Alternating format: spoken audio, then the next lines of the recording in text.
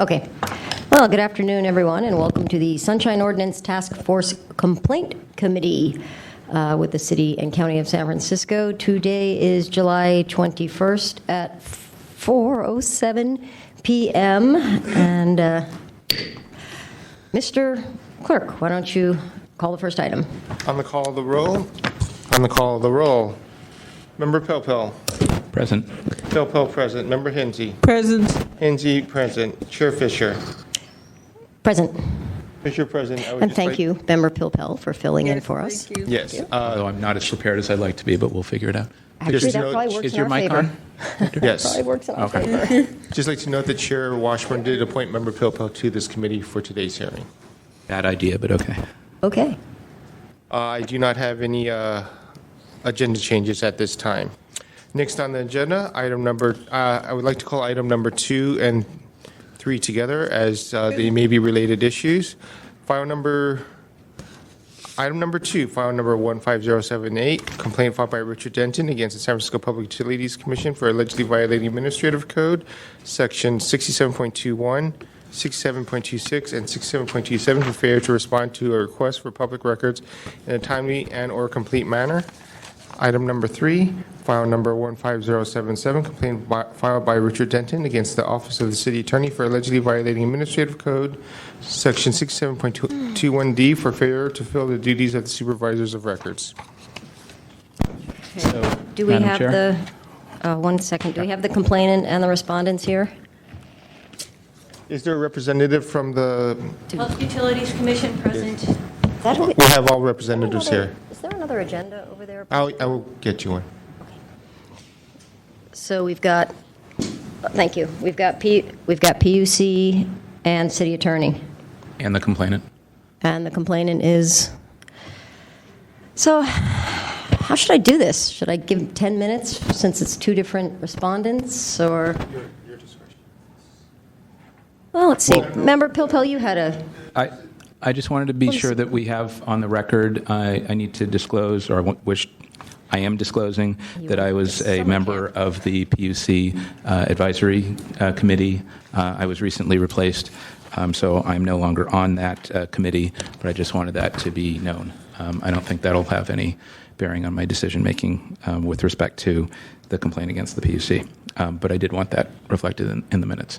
Okay. And with that, I will make a motion to find jurisdiction for items 2 and 3.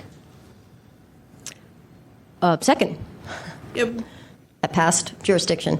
Is there any public comment regarding jurisdiction? There is no public Hearing comment. none, Only regarding jurisdiction. just jurisdiction, On 2 and 3. just jurisdiction. Come on up.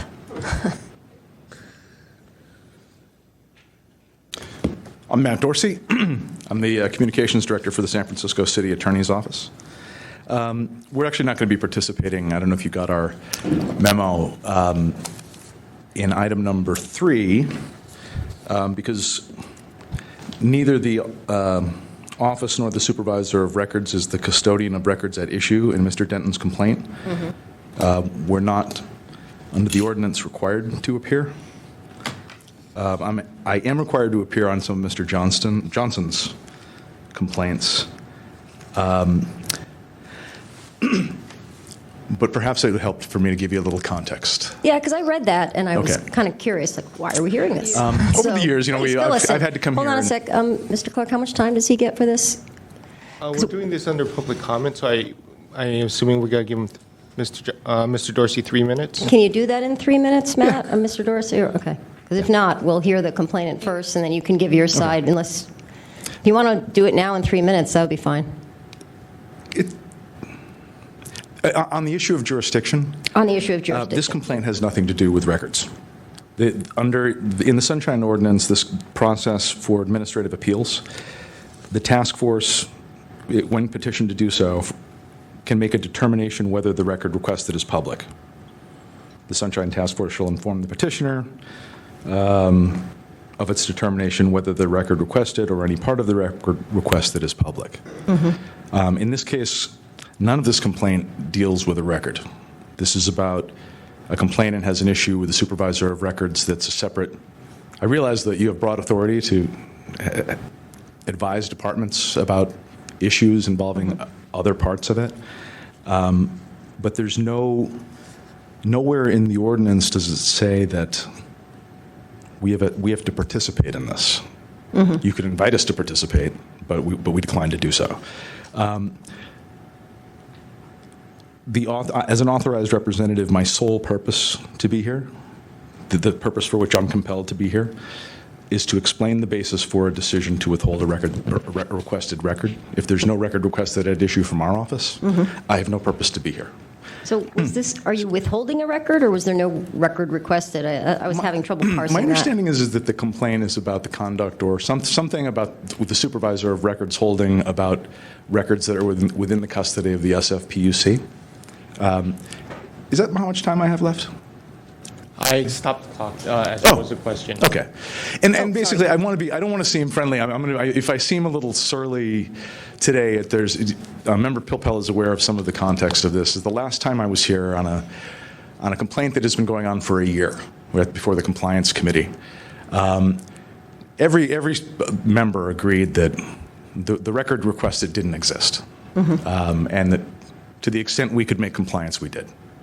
But then the issue sort of went off the rails quickly because members were expressing their unhappiness about the fact that the city attorney didn't budget enough time for a deputy to be here at all the meetings.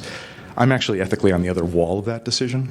I can't be talking to those lawyers about those decisions. But we spent an hour talking about budget process. There's nothing in the ordinance that requires that. Right. And when there was a motion made to find compliance, it failed for lack of a second. And members who knew and who readily admitted throughout that process that compliance was made decided that they're going to continue it and have me do some more work, including identifying why the record wasn't, naming names, the budget process and everything, none of which is in the purview of this hearing. And to be quite honest, if a judge did that, he'd be taken off the bench. The issue before you was the public record, and I have a gun to my head being held by the committee over something that I have no control over. I can't even ethically talk about it. So I thought it was really unfair, and it's, I just went in and said, it's going to be the letter of the law from now on. And if it's the sad lesson that I've learned is when you go above and beyond the call of duty and you really try to help people. And I hope I have that reputation among reporters. I think anybody who actually tries to get public information out of me will know that I am accessible. I work hard. I will help no matter what. But I've got to tell you, I have reached, after 12 years, I've reached the limit with this body. So that's what today's going to be. We hear that sometimes. Yeah. Yeah. Okay. So- Can you stick around a little bit though, or because I think I'll answer. we I'm still- going to answer you questions might have some about the questions. document Yeah. and that's it. So this is one of those times where I wish Mr. Cola was here with us to maybe help explain this. But given that he's not, what are our options here, Mr. Young? Should we go with the other item and hear it on its merits? Madam Chair? Yes, Member Pilpel. Okay, so I very much appreciate Mr. Dorsey's testimony. However, There was public comment. and it was testimony, and we can consider it. Is public comment closed now? Not yet. I'm going to listen to what Member Pilpel has, and I'll call you up. Maybe we should finish public comment before we have On the this. other hand, fine. let's finish public This is comment. public Happy to comment hear on from Mr. jurisdiction Picciarello. only. He might change my mind. Thank you, Mr. Clerk. Two issues. Since one of the respondents is not disputing jurisdiction, and the city attorney is, then these matters should not be consolidated. They should be heard separately. That's where I'm going. Secondly, what was called for by the chair was public comment on jurisdiction. You should not allow the respondent or respondents to get into the merits of the issues. If a record is public or not, that goes to substance and not jurisdiction. So I would urge the chair, during public comment on jurisdiction, you limit public comment to the issue of jurisdiction. Thank you. Maybe we should just, Is there any further? Oh, yeah. is there any further public comment? There is no Hearing other- none, let's move on. So, Oh, Member Pilpel, you had a comment. yes, so what I was going to suggest, the complaints are against the PUC and the city attorney. I think they allege violations of the ordinance. As such, under 67.30C, we can certainly hear any alleged violation of the ordinance. Under 21E, we hear particular complaints about denials or partial denials of records by city departments. So under either provision, I think we have jurisdiction and we can hear it. As to the merits and whether there was a violation or not, I think we get that when we get there when we get to the merits. And although I appreciate the history and we may have some disagreement with the city attorney about what happened on a prior case, I don't think that has or shouldn't have direct bearing on these matters and whether or not to find jurisdiction. So I would stay with my motion to find jurisdiction as to both. And again, we'll reach the merits when we get there. I don't think this is like the Housing Authority where we have no jurisdiction. I think it's against the city attorney. We have jurisdiction, then we'll see where we go with the thing on the merits. Yeah, I tend to agree with you on that one.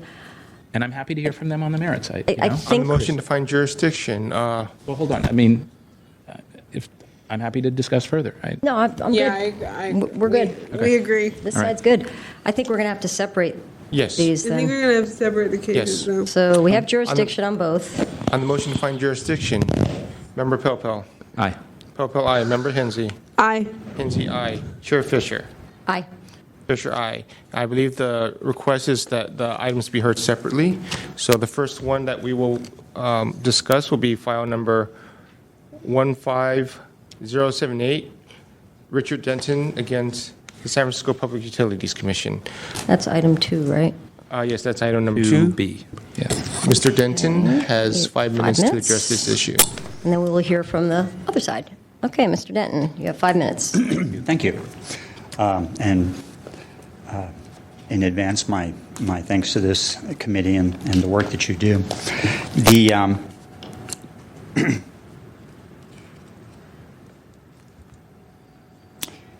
The details of what has transpired has already been written, and I know you can read, so I'll just quickly review the highlights. The Public Utilities Commission produced a safety report in response to a whistleblower complaint in relation to a construction project where the lighting was replaced, and there was concerns that the lighting in the tunnel was no longer safe. On October 18th of 2013, the SFPUC completed the safety report and submitted it to the controller's office, the whistleblowers unit. And on November 1st of 2013, I submitted a public records request for a copy of that report.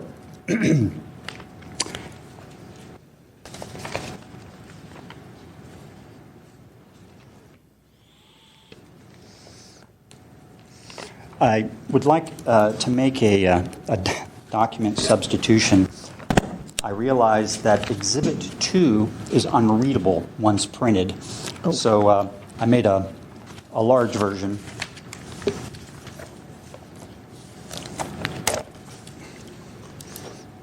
Is that going to work, or is it something we can just look at?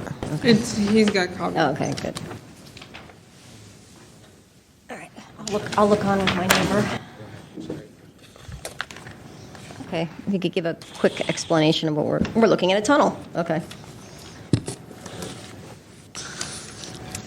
And then to review the timeline, if you can go to Exhibit 1, and we'll start with the last page because these are emails printed in reverse order. On November 1st is a email to the Public Records Officer at the San Francisco Public Utility Commission requesting the report. And in the request, there was only general information about it because it was produced in confidence. So I identified John Doyle, Manager of Energy Infrastructure, who was in charge of producing the report, that the report was probably finished in October. It names 2 consulting firms that were involved with the report. The focus of the report, and it's been delivered to the PUC. Significantly, the request states that what is requested is any and all reports evaluating lighting, energy efficiency, or health and safety conditions at Broadway Tunnel for the PUC since January of 2010. So we jump to page 12.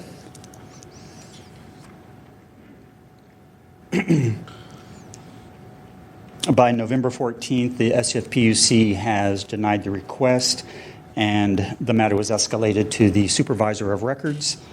In small print there, it's a little hard to see, but the significance of this page is it says, "I'm waiving confidentiality." Where is that? Page 12 of the 14. packet. So On the thing you this gave is us or in our from packet? Exhibit 1. There were 14 packet. pages. In the packet, okay, thanks. And so we've started from the back and Okay. looked at page the number in the initial packet? request. Do we have a think it's packet page 14. number? I'm sorry? Do you Oh, have a it's- page? Page 14? Do you have a page number in the packet for us? Well, I think his page is mine are all different. numbered 1 to 14, 14 being the last page. Is yours not numbered? Ours is numbered. I've got 24. Ours is numbered differently, I think. Yeah. Victor, do you know what we're supposed to be looking at? All right, well, Could you just show us the page or show Victor so we can figure out? sure. They're in reverse chronological order. So the email to Paula Jessen on November 14, 2013.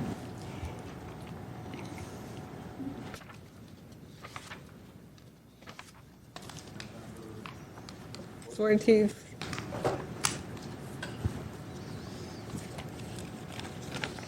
Page 25, I think. I have 16 through 24. I have 1 through 24. Yeah.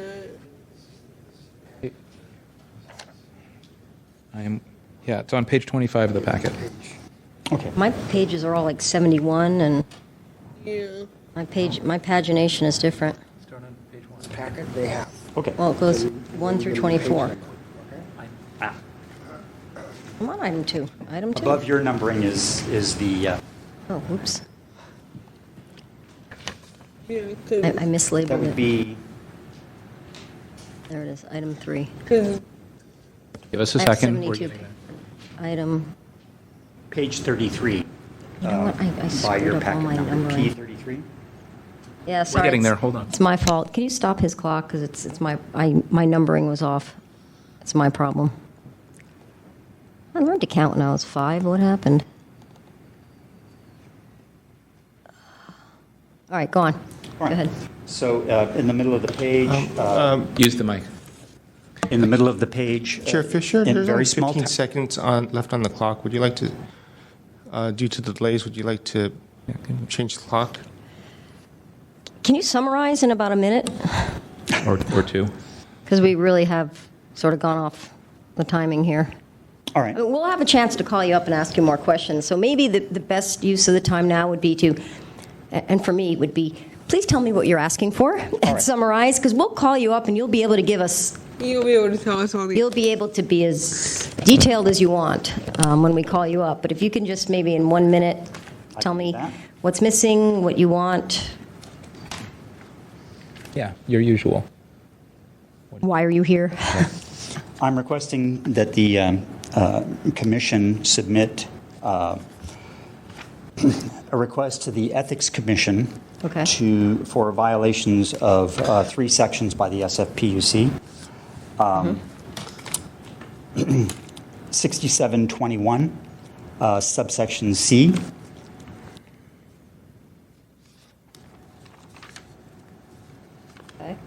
Okay. 6721.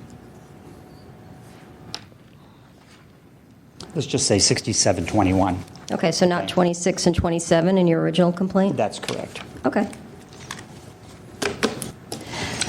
Okay, do I have, he's done? Do I have any other parties that would like to present any facts or evidence to this complainant in support of this complainant? If not, then we'll hear from the respondent, Ms. PUC. Gautier. Gautier. Good afternoon, Chair Fisher, members of the committee. Thank you for allowing me the opportunity to represent the Public Utilities Commission in regards to this complaint. I think it's significant to note that within the first, maybe 15, 20 seconds of his portrayal, Mr. Denton mentioned a whistleblower complaint. As you are aware, the Sunshine Ordinance requires that things that are subject of a whistleblower complaint and/or legal action be reviewed carefully so as to not violate the spirit, intent, integrity of either of those processes when complying with a Sunshine request. This was something we took very seriously. We knew that the report was generated initially in response to a whistleblower complaint. When that same report was requested as a Sunshine request, we consulted with the whistleblower office of the Controller's office to see what, if any, portions of that report could be presented or produced in response to a public record request. You know, as well as everyone else in the room, that we cannot ask why something is being requested. We can't delve into the nature of an investigation by another party. We can only work cooperatively with those other offices. Both offices involved in this case include the whistleblower office and the city attorney's office.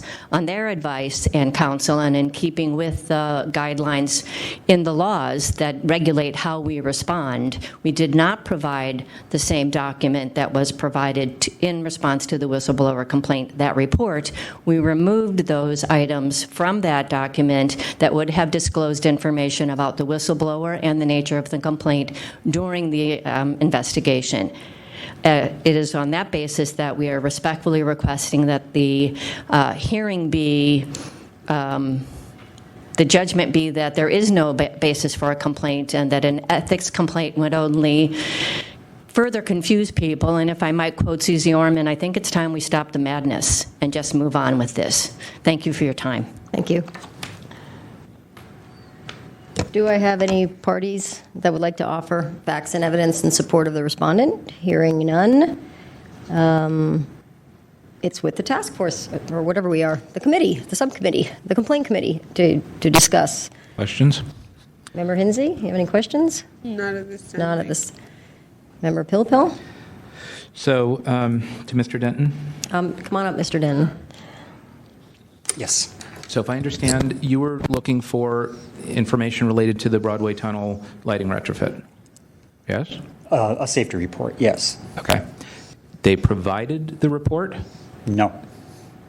They provided a redacted version of the report? No. They rewrote the report and provided the re-authored version. Okay, hold on a second. Ms. Gautier? Did the PUC provide, Victor, the other, both mics? Can we do side by side? Cool.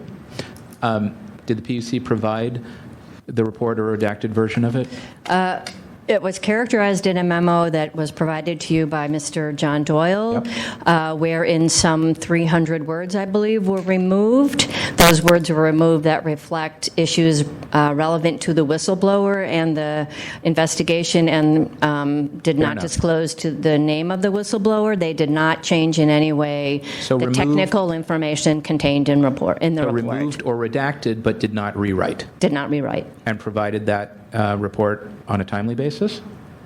Or pretty close, given the... Pretty close, given that we had to consult with the whistleblower office and the city attorney before disclosing. Fair enough. Okay. Mr. Denton, do you disagree with that? Entirely. If you look at the new Exhibit 2 I gave you. That's this big handout? Mm-hmm. Okay. And flip to the third page where it says Analysis Summary. Uh-huh. All right, this was computer generated, and each of the gray areas indicate where words have been changed. We reviewed the exact text of the complaint, and on the right, we met with the team that managed. These are two entirely different statements. This is a rewrite.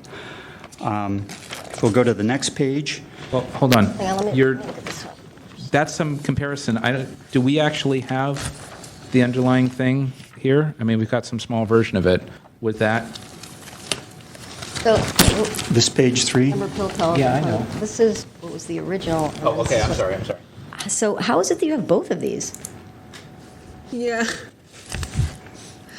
If you have a smaller version, I realized it was almost unreadable. How is it that you have Okay, the original? but, so back to Ms. Gautier for 1 second.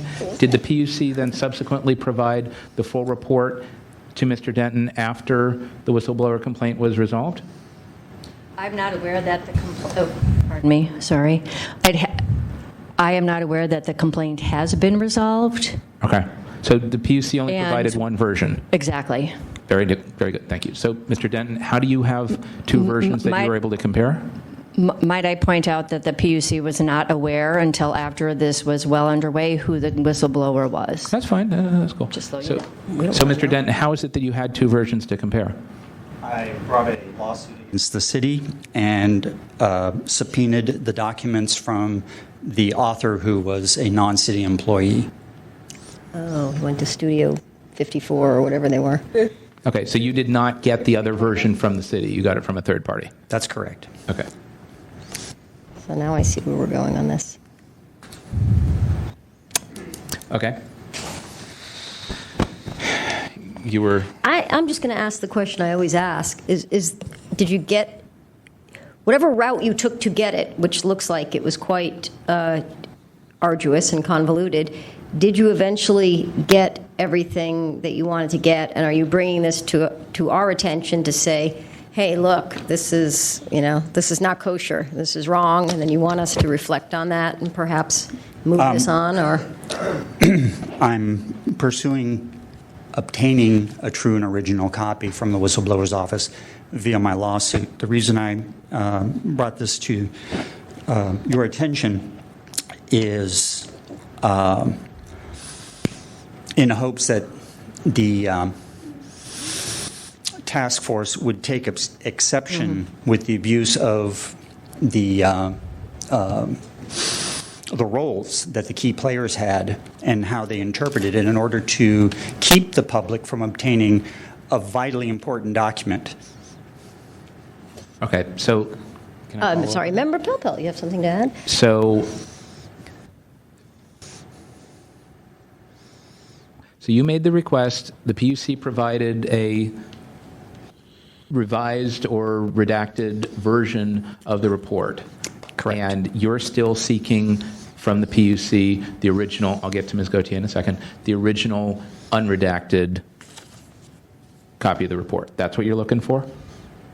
No, that's not what I'm looking for. Okay. I'm looking for this organization to make a recommendation to the Ethics Committee to bring sanctions against the individuals who were engaged in this violation of Well, we have the to find a whistleblower laws. violation before we can do anything with Let that. him finish, So, okay? Yep. Let him finish. Okay. And I'm trying to determine whether there was a violation or not, and if there's something that you're still seeking that you haven't gotten. Let me ask a question. Okay. For 2 years, Ms. Gautier, I'm going to call you up when Mr. Denton's done. And I Go on. have some follow-up for her, too. For 2 years, the Public Utilities Commission let stand that the revised version was in fact the final version that was sent to the whistleblower's office. And only by virtue of bringing a lawsuit and using the power of discovery did the truth come out that they had altered the document. So they, in conjunction with the city attorney's office, there has been a silent conspiracy for 2 years to withhold the actual safety report. You want to follow up? I have a question. Ms. Gautier, I can't see over the... So we just found this very interesting that he had both of these reports. Did the PUC also have that report from the private party? Do you have both reports too? What was provided in response to the public record request was necessarily a version that removed those topics under investigation by the whistleblower's office and the name of the whistleblower. So as the conduit of those records, I don't have anything other than what was provided to me to provide to the requester after it had been reviewed and recommended by the whistleblower office. So you To don't this have very the day- original document? No. Okay. And to this day, I don't know the status of the whistleblower complaint or the lawsuit or anything else involving any of those requesters or a requester requesting on multiple turfs. So I cannot address that. My role here is to say we were given a task as a public records responder for the agency. We responded with what we had that we were allowed to respond with, given the parameters of what whistleblower and the city attorney, and we did that to the best of our ability in the best time frame we possibly could. So in terms of jurisdiction over a process, this appears to me, and my understanding from Mr. Denton, is that he has no complaint with the process. He may have complaint with the individuals and their understanding of a role within that process. But I would submit that my purpose here has been met in that we did comply with the rules and whatever obligations we had under the Sunshine Ordinance to respond to a request.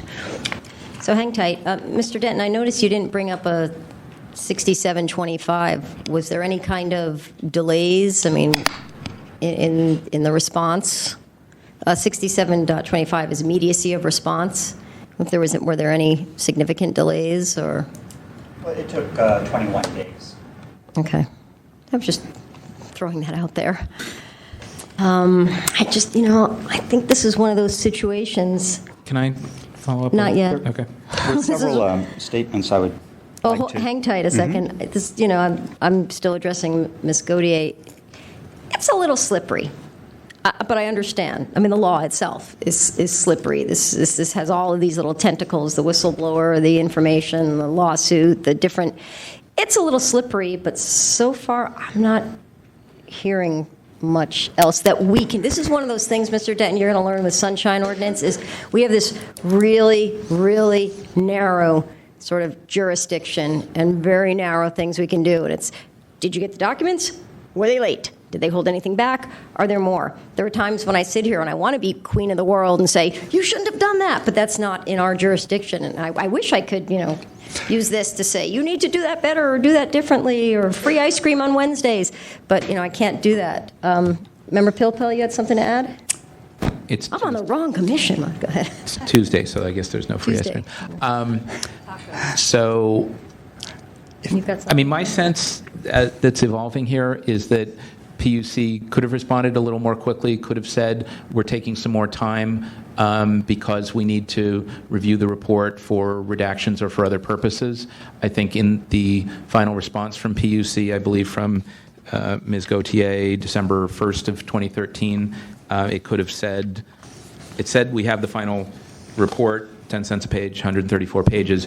It could have said this report was reviewed and redacted for the following reasons, because it appears that it was not the original report provided, but that it had to be reviewed and that there was reasons for that. And I think they could have generally disclosed the reasons. As, if I understand correctly, Mr. Den, were you actually the underlying whistleblower? Yes. Okay, that's fine. So if that's the case, it's different because the information that PUC provided to you, they could have provided to me or to anybody because it was sort of a cleaned version, if you will. If you were requesting a copy of the original report as the underlying whistleblower, you may have had other and different rights to the information because you were the underlying whistleblower, and I'm not sure if you communicated that to PUC or if PUC confirmed that in time to provide you the original unredacted report. So if you're still seeking that from them, that could be made more clear, but it seems on first pass that PUC, other than not being as timely and as clear in their response, did actually go through the correct steps and get you a clean version of the report that could be distributed to the world as a Sunshine or public records request. So that's That's my first take. I lost him one sentence ago. Okay. Okay. I agree. Respectfully request that we define the word clean Okay. as saying a report that does not violate the provisions of the whistleblower office or the city attorney's office in what can be disclosed in the midst of an investigation by either of those offices. Everybody hang Because tight. clean has Yeah. lots Okay, of I different was- meanings for lots of Hang different on. people. Understood. Fair enough. Hang on. Fiona, Member Hinsey, you had something? Good. You're good? Okay. Did what I said make sense? Yeah. Okay. Can you give me the Yeah. summary? Yeah, that I think generally PUC did the right thing, correctly reviewed it, could have been more clear in their response, could have been more timely or said slippery. we need an extension, but provided the report minus or editing the provisions that were covered by the whistleblower complaint so as not to reveal the complainant or the substance of the complaint because it was pending. Okay. Does that? Yeah. And to the extent that Mr. Denton is the underlying complainant, if he makes that clear to PUC, and if he's still looking for the unredacted version, they may or may not be able to provide the unredacted version to him as the complainant, which would not make it available to everybody else because everybody else is not the complainant. Okay. But that would be up to the two of them making a subsequent request. But that's where I am, sort of. I think my colleagues can agree we're ready for rebuttals and then deliberation and/or motion if necessary. Okay, so Ms. Gaudier, you go first. You have 3 minutes, is it, If Victor? you would like to make a rebuttal, you're allowed 3 minutes at this time. I would only just request to reiterate that we, at the PUC, had a request for information. We knew that information or that document was the subject of a whistleblower investigation, and in consultation with that office, determined that a version of that report could be provided to the requester that had removed the necessary words that were relevant to that investigation, and that we did that in the best way possible, given the timing we were allowed. I can see that it took a little longer than some other of these processes have taken, but we'll defend that we did, or submit that we did comply as requested, and have no further documents to provide based on this request at this time. Okay, thank you. You can have a seat now. Mr. Denton, you have 3 minutes. Mr. Popel assumed a number of facts that simply aren't in the record. I did, in fact, notify the PUC that I was the whistleblower. I also sent them a letter waiving all confidentiality. I sent this letter to the city attorney's office as well. It wasn't really necessary because Mr. Doyle, who responded, a month earlier sent emails out identifying me as the whistleblower. So this is a fact that had been well publicized before I made my request. Section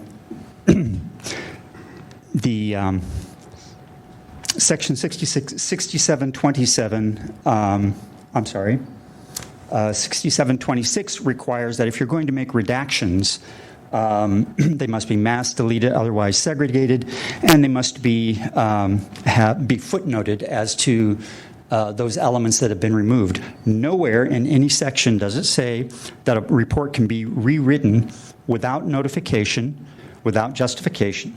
It does say that if the report can't be delivered, you can send it, you can advise the requester to other sources where they might obtain it. When I appealed it to the city attorney's office, I also said that if the SFPUC is unable to produce the document because of confidentiality, then I would submit a request to the whistleblower's office directly. The city attorney responded that a SFPUC has withdrawn all of their objections to this document. That was the final word. Then they produced the document. At no point did they make any mention that they were altering the document.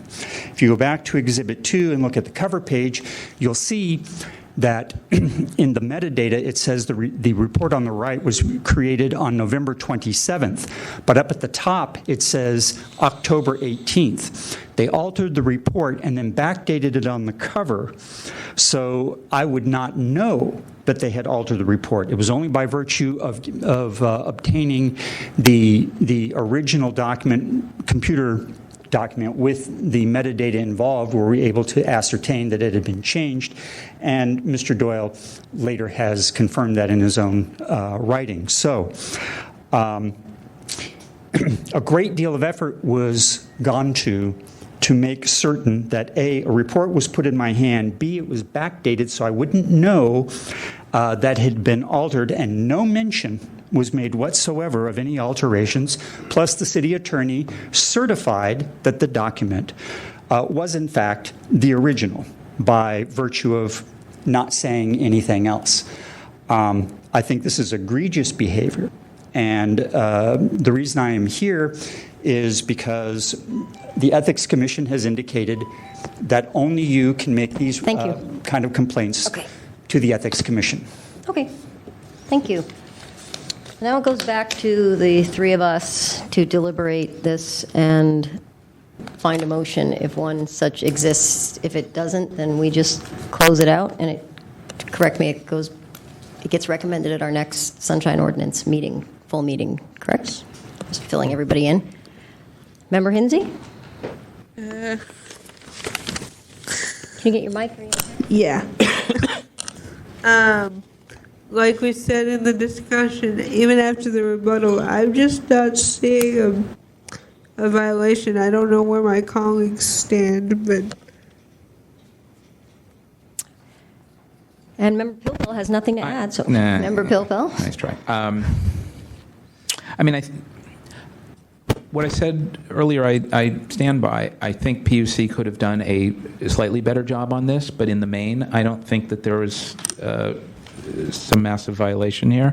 I noted, and I hope Ms. Gauthier is making notes and bringing them back to her colleagues about how responses occur and how redaction is noted, and where people have been checked in with to sort of note that in the response, that sort of thing. I've also noticed in this and some other complaints that their standard response just says from public records and thank you public records.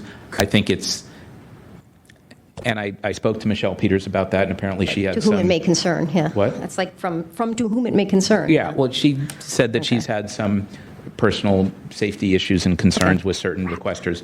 But in general, I think PUC in their response should indicate who the response is coming from. Okay. But other than that, I think PUC did the job and got Mr. Denton the report. I think we just moved. And to add, Member Hinsey? it wasn't clear to me, at least, when I read the packet, that you or Mr. Denton, the underlying whistleblower, so... Right. There was no evidence in the record that Mr. Denton disclosed to the PUC that he was the underlying complainant, or underlying whistleblower complainant. That's how it's supposed to be, though, right? I mean, whistleblowers are supposed to be It's up to confidential. him. If he wanted an unredacted version because he was the complainant, he could have so disclosed. I see your point. Okay. Mr. Young? Are there any motions at all? Seeing none? There being no motions. Then the recommendation would be the to find no recommendation- violation. Yeah. The motion shall be to There's- refer this matter to the Sunshine Ordinance Task Force with the recommendation that the task force has jurisdiction and that no violation has occurred. You need a motion? Do we for need a that? motion Yes. for that, or is that automatic? Yes, please. A motion, please. That's To fine. make that So moved. recommendation. Fiona, moved. you want to second that? Second. Okay. Second. Is there any public comment regarding this motion? Thomas Piccarello. This is a case that should be heard by the full Sunshine Ordinance Task Force. Since you don't have the benefit of Deputy City Attorney here giving you legal advice, I heard some legal pronouncements from some of the task force members, but I would have felt more comfortable if those pronouncements succeeded their law degree or legal education. So I'm opposing you not finding any violations against the San Francisco PUC. Clearly, the response was not timely. There was an IDR, I believe. No IDR? Then I stand corrected. But regarding the issue of whistleblowers, that's over your heads, and you need legal advice. He waived the confidentiality regarding his whistleblower case, and then the PUC had no legal basis to deny him access to the records that he sought. So again, you ought to not bring a motion of no finding of any violations, because clearly there was. He didn't get the documents. The documents was much broader in his request than the whistleblower packet. So I would be thrilled to see you give this to the full Sunshine Task Force when they have the luxury of legal counsel that can educate you on whistleblower statutes and the ramifications when they are waived by the whistleblower himself. Thank you. Thank you. Do I have any other? I don't think I have anybody else in the room. Oh, I believe, can he comment on the motion? Can I? No, I'm I sorry. can't comment as a You can't member of the comment, public. because it's your motion there. Okay. There are no other members of the public at this time. Okay. On the motion to refer this matter to the Sunshine Ordinance Task Force with the recommendation to find no violations, Member Pilpil. Aye. Pilpil, aye. Member Hinsey. Aye. Hinsey, aye. Chair Fisher. Aye. Fisher, aye. The motion passes. Next on the agenda is item number 3, file number 15077, complaint filed by Richard Denton against the Office of the City Attorney for allegedly violating Administrative Code Section 67.21D for failure to fulfill the duties of the supervisors of records. We have already determined that the task force has jurisdiction. Okay, so complainant is going to get 5 minutes, and then Mr. Dorsey, you'll get 5 minutes to explain to us just the facts, ma'am. Okay, go ahead. So Good. just to clarify, have you started the clock yet?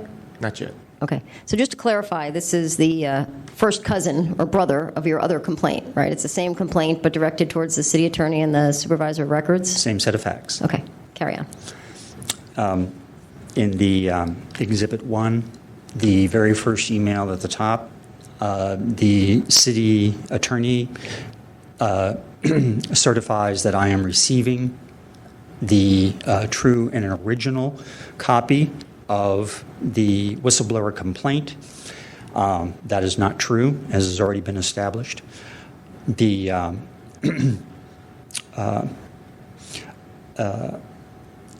an asserted fact that is not in the record was that the essential report was provided with a few redactions. In fact, the report was materially altered.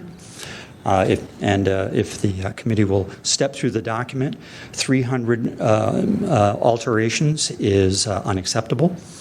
The task force, the ordinance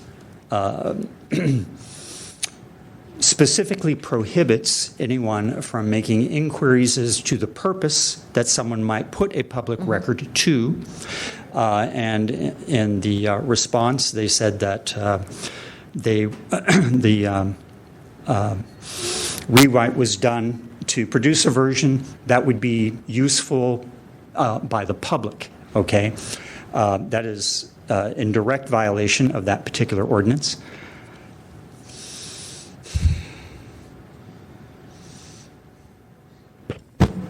We'll get to the questions. Let him have his 5 minutes. Oh, okay, or however many minutes you need. Okay, are there any other parties out there that want to present facts and evidence in support of Mr. Denton? Seeing none. Mr. Dorsey, come on up. You have 5 minutes to respond. I'm Matt With as Dorsey. much helpful information you can give to us, who are not lawyers, as I'm sorry, it possible. won't be very helpful. Well, you're closer to the law than you sit right outside the lawyers' offices. You're closer than we are. I would just ask that the record show that this hearing is under the broad authority, the broad Hold on a sec, Mr. Dorsey. Mr. Denton, Mr. Piccirillo, could you give Mr. Dorsey the same I'll go outside, thank you. courtesy? Yeah, thank you. that this particular hearing is being held under the broad advisory authority of the task force in 67.30C. I assume I would have the opportunity to know if you're going to make any kind of referral so that the city attorney could respond to that. We're not participating. I'm not going to It's 21D, wasn't it? participate in debating on the merits of the issue because I don't have to, because this isn't a record that's being withheld. We're not the custodian of it. That's not the issue before us. The only other thing I would say is that to remember that in 67.21D, the sole authority of the responsibility of the supervisor of records is identically what you're supposed to be doing here. And that's making a determination of whether the record requested or any part of the record requested is public. And that's it. So when you're considering it, understand the limits, the narrow role of what the supervisor of records does. And because it's the narrow purpose of me being here is to talk about a record requested that was withheld, I really have no role to play here. So I'll just sit down. But I did want to make it clear that we don't really recognize the authority of you to issue an order of determination here. Thanks. So normally I would ask if anybody has any facts or evidence, and then I would call the respondent and the complainant back up. Well, actually, I'd put it with the task force, then we'd call them back up. Go ahead. I guess we will. There's no facts and evidence, so we'll put it with the task force for discussion, questions. We'll only be able to question Mr. Dorsey, though. Fiona, do you have anything? Not from No. Mr. Dorsey. Do you I have just something have for a Mr. couple. Denton? No. I just have a couple of quick things for Mr. Dorsey. Okay, are you going to? Someone might want to inform Mr. Denton that we're continuing to hold this hearing I on don't his know. matter. If he's not here, he's not here. We keep moving. All right. Mr. Dorsey, for me, where are you? Hold that a second. I spoke to Mr. Young. Should we go pull Mr. I will. Denton back in? Yeah, okay. Yes. All right, for the record, we are going to go find Mr. Denton after Mr. Pilpel speaks. Go. Mr. Dorsey, if you could come back for a moment. Really, the only question for me is whether the city attorney in the supervisor of records capacity properly responded to a properly formed petition, timely or otherwise. If someone has an issue with the determination of the supervisor of records, that's different, and I'm not going to address that right now. So, in particular, it appears to me, based on the time frame, that Mr. Denton's last communication with the supervisor of records was on March 19th, and the response wasn't until May 26th. There was something in Mr. Rusi. Is it pronounced Rusi? I'm not sure. Rusi? Yeah, well, Rusi. Rusi, okay. In the beginning of his response, he apologizes for not responding sooner about something about a misunderstanding and delay. I'm just trying to determine if you have any more information on the nature of the 2.5 month delay, and if that was a material delay for which we might find a violation as to timeliness or not. That's really the only issue that I'm left with at this point. Yeah. So that's where I would ask for your help. In happier days, Yes. I would have answered that as a courtesy. And I always respected this process and respected this body and the work that you do. And I care about Sunshine, and I work hard for it. Today is not one of those days. What was the question again? The last hearing was the limit of it. It's a new day in the city attorney's office as long as I'm there, or as long as I have responsibility. Maybe a new city attorney will replace me, and that maybe that's my ultimate little objective here, is to have somebody else Nobody's running. take against my the job, guy. Oh. so that they get Running this unopposed. responsibility. Okay, I But don't want to the get to all that point is lofty this. stuff. All I'm trying to figure out is whether the response as the supervisor of records The was only good and thing timely. you can make me answer Yeah. is I'm here. You can compel me to be here You've said as an that. authorized representative to explain the basis to withhold the records requested. If you can't, I don't hear any of those. I don't hear that question. So I have no idea what I'm doing here. I'm actually here for the next complainant. Okay. So. Let me just try one last time. If you don't want to respond, obviously you don't have to. You have one more bite of that apple, David. Go ahead. I'm trying to figure out, because if we find a violation under 30C and potentially send that to the Ethics Commission saying that the city attorney didn't timely respond to a petition in your capacity as supervisor of records, then the Ethics Commission has to go through its efforts, and Dennis or somebody needs to go there and defend, and I don't know if that's a good use of people's time or not. I'm not trying to go there for the sake of doing it. I'm trying to figure out if there was a good reason for the 2.5-month delay. And if there is, then maybe it's excusable and we're all good. And if not, then maybe it isn't. And maybe that's why I'm asking. It's that. I'm certain it's not a that- 21E request. It's a 30C. Okay. I'm not going to participate in this hearing.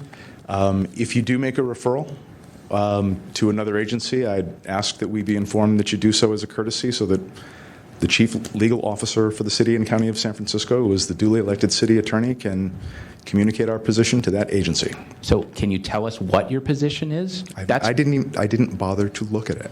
I didn't. No, Mr. Denton. No, my apologies to Mr. Denton. I looked at this. Where's the issue about the record, the withheld record? There's none. There's nothing for you to hear here. That's not the question. Right. The question is about compliance with 67.21D and whether the city attorney, in its capacity as supervisor of records, properly and timely responded to a petition. I don't. 21. Yeah, I don't know. how to answer that. 21D. Right.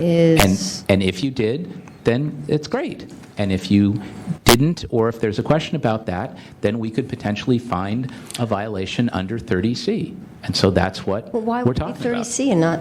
Because it's not a 21E issue. It's not a withheld record. Okay. It's a compliance with the ordinance. It's a 30C potential violation. Not a 25, 67, No, 25, because it wasn't no, an ER? because under 30C, we can find a violation. If we find a violation, then we can refer it to ethics.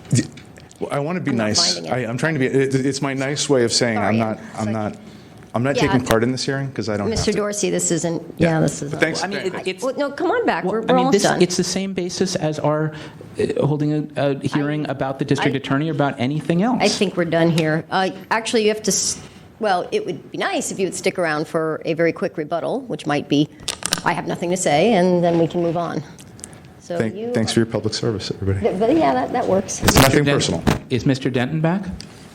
I do not believe he wishes to return to the room. So for the record, we've had a respondent rebuttal who thanked us. The complainant is not returning to the room. The matter is with the task force now for a motion. And any further deliberation, Member Hinsey? Do you have anything? No, I guess the motion would be not to find a violation since we don't know the key Okay. answer. Yeah. So let's have Mr. Pilpel comment on that, and then if we go with that motion, we'll take public comment. I guess I'm put in a tough place here because we're not getting an answer from the city attorney. Their response doesn't really address, in my view, doesn't really address the issue. I have no concern one way or the other about their substantive response to the petition as a supervisor of records. My concern is about the timeliness. And I don't see anything in the record explaining their 2.5-month delay. So that leans me towards finding or recommending a violation of 21D for failure to timely respond to a petition to the supervisor of records. And if we make that recommendation, the city attorney would have the opportunity to respond to the full task force, whenever this goes to the full task force, as to why their response was not untimely. And at that point, I'm happy to be convinced that I'm wrong or that they timely responded and that there's no issue here. but I don't have enough evidence in the record So you're saying to make that 21D. determination now. Yeah. That's where you are. Yeah. You're agreeing And with I me? wouldn't. Let's Oh, yeah, fine. we heard you. That seems like a good route to go. Say that again? That seems like a good route to go. Okay. So that we might actually get a straight answer. Okay, so if that motion were made, you can see merit in that motion, is Yes. what I'm saying. What are you thinking? I'm really torn on this, but I'm probably going to vote against it, but it's going to be 2-1, and the default is for it to go to the full task force, although full is a relative term lately. Larger task force. The larger, maybe twice as many of us, and let them sort it out. I hate to be kicking the can up the road. I like it when we can just walk into those meetings and say, we've heard the merits, this is what we've got, boom, we're done. I have a feeling we're going to be walking in and saying, we're not really sure, however, Right. we'll have Nick with us, so maybe he can kind of coach us through. And I know Mr. Dorsey is cringing about having to come back for this, but he'll send somebody else, I'm sure. Yeah. We won't. You won't come. Well, I mean, that's the your point. choice. We can't. That's, I mean, if, go ahead. I'll allow it since the other guy's not here. Sorry. The sole authority of the task force to compel participation by city departments is about withholding a record. There's no record at issue in this. This hearing is kind of, which I think is kind of being conflated. You have broad advisory authority to consider all kinds of issues. You could invite us to send a letter or invite us to come, and we might. If it's up, I feel like I've spent enough time here. I've done my duty. I think that this task force has overreached and done things that I don't think are ethical. So, I mean, that's the way I feel about it. If I don't have to be here, if the law doesn't say my attendance is required, I'm not coming. I understand. I don't mean, it's no disrespect for Sunshine. It's the conduct of this task force. So, Okay. So can I ask then, under our power under 30C, how do we hold a hearing and make factual determinations about a violation not related to production of records, but relative to other sections of the ordinance if a department either declines to attend or declines to answer questions or provide information in writing? How are we left to do that? you could. I mean, I would ask Nick if he were here, but he's not, so I'm asking You could request in writing. right? Really need Nick here. And we Okay. did. We Yeah. we sent you a thing saying there's a complaint. Please provide a written response. I think you provided a we written did. response. He did. We provided a very detailed response. Right. That doesn't really. I'm sorry. That doesn't really address why there Okay, was a let's- delay. And We're not going to solve this today. Okay. and- So you'll have another opportunity to do that if the motion passes. I'm not coming back. Okay, but you might provide something will in not. writing. What? I will not be back. But right. But you We'll- might we'll- provide something in writing between now. Oh, and the yeah, full perhaps hearing. one of the lawyers will. Okay. And we'd Okay. be fine with that. Okay. That's okay. Thanks. Thank you, Mr. Dorsey. So, does somebody have a motion they want to make? I'll make a motion if you want that. Fiona, you're still with us? It's not what I want. It's, as Well, a I- member of this committee, do you feel a compelling need to make a motion based on, I mean, we're here to serve. if they're gonna give us the facts that we need, I guess then we can make the motion. But if they're not, then yeah, then we're caught. Then we're caught in a rock and a hard place. Then are we? Well, irrespective of what we do, this is still coming back up. I hate to say this, but for the full, I would Board I to- would love to find a way to not escalate this matter because Yeah. it sounds like Yeah. others are taking a hard line. I don't feel like I am. I'm just trying to solve the problem here. If I'm not Yeah. getting the answer, I agree. I don't know how else to Mr. motivate Young, it. is there I mean, we either have a violation and then we spell it out, or we find no violation. Is there a middle ground? This has never happened since I've been here, but is there the complaint committee doesn't know what to do with this? You can refer to the task force for a full de novo hearing. Yeah. Let's do that. Or we could continue the matter and try to elicit more response. But for whatever reason, that office is taking a hard stance, Well, and that's maybe making it given difficult. when is our next meeting? In 2 weeks, maybe Mr. Cola will have another look at this, and somebody in the office will write something up that'll be more explanatory. I do not wish to anticipate what other parties would do. I would like to recommend either you find a violation and send it up with the recommendation to find the violation, or to refer to the task force for a de novo hearing. Okay, so don't do the Okay. wishy-washy. No. I'll make a motion to refer to the full task force for a hearing. Okay. Well, that's, Without a Without- recommendation of a Without a violation? recommendation of, yeah. Okay, I understand that, and I would be inclined to support that if the city attorney would participate. If they're saying now that they're not going to show up and they're not going to participate in that hearing, then I think that accomplishes nothing, unfortunately. well, we'll have a city attorney in the room. Yeah, but not representing their office. You can, may I suggest that I'm not saying one way or the other, I am not a member, but you can find the violation, refer it to the full task force. They can decide on their own if they want to conduct an additional hearing based on what is received at that time. And I'm happy to vote for that motion today and vote against that motion at the full task force if they provide some further evidence that explains the delay. All right. That's all It I'm looks looking too for. wishy-washy if we just throw it up there with nothing. So, Okay, I'll go make a ahead. motion for a hearing with the violation for timeliness. Pick something that's, are we going 6725, or which one are you I picking? believe it's 6121D 21D, for, okay. regarding the timeliness of the response regarding the duties of the supervisor of records. Okay, that's what we're going with then. And who is making that motion? Me. Member Hinsey, and Hinsey. I'll second that. And it's with great reluctance. I wish the city attorney would participate Yeah, more. I've, I think we're headed Can to we a bad make- place here. So all this will be in the notes. So, I will attempt because I'm gonna to summarize. I'm gonna vote with them just so that it looks clean. Is there any public comment regarding this motion? I'd like to hear from Mr. Piccirillo.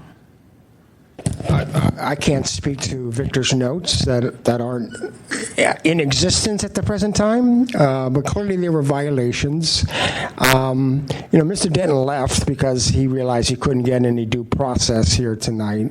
I don't blame him. Listening to this discussion for the last hour and 15 minutes is a good reason why 3 members of the task force should not be hearing complaints, in my opinion.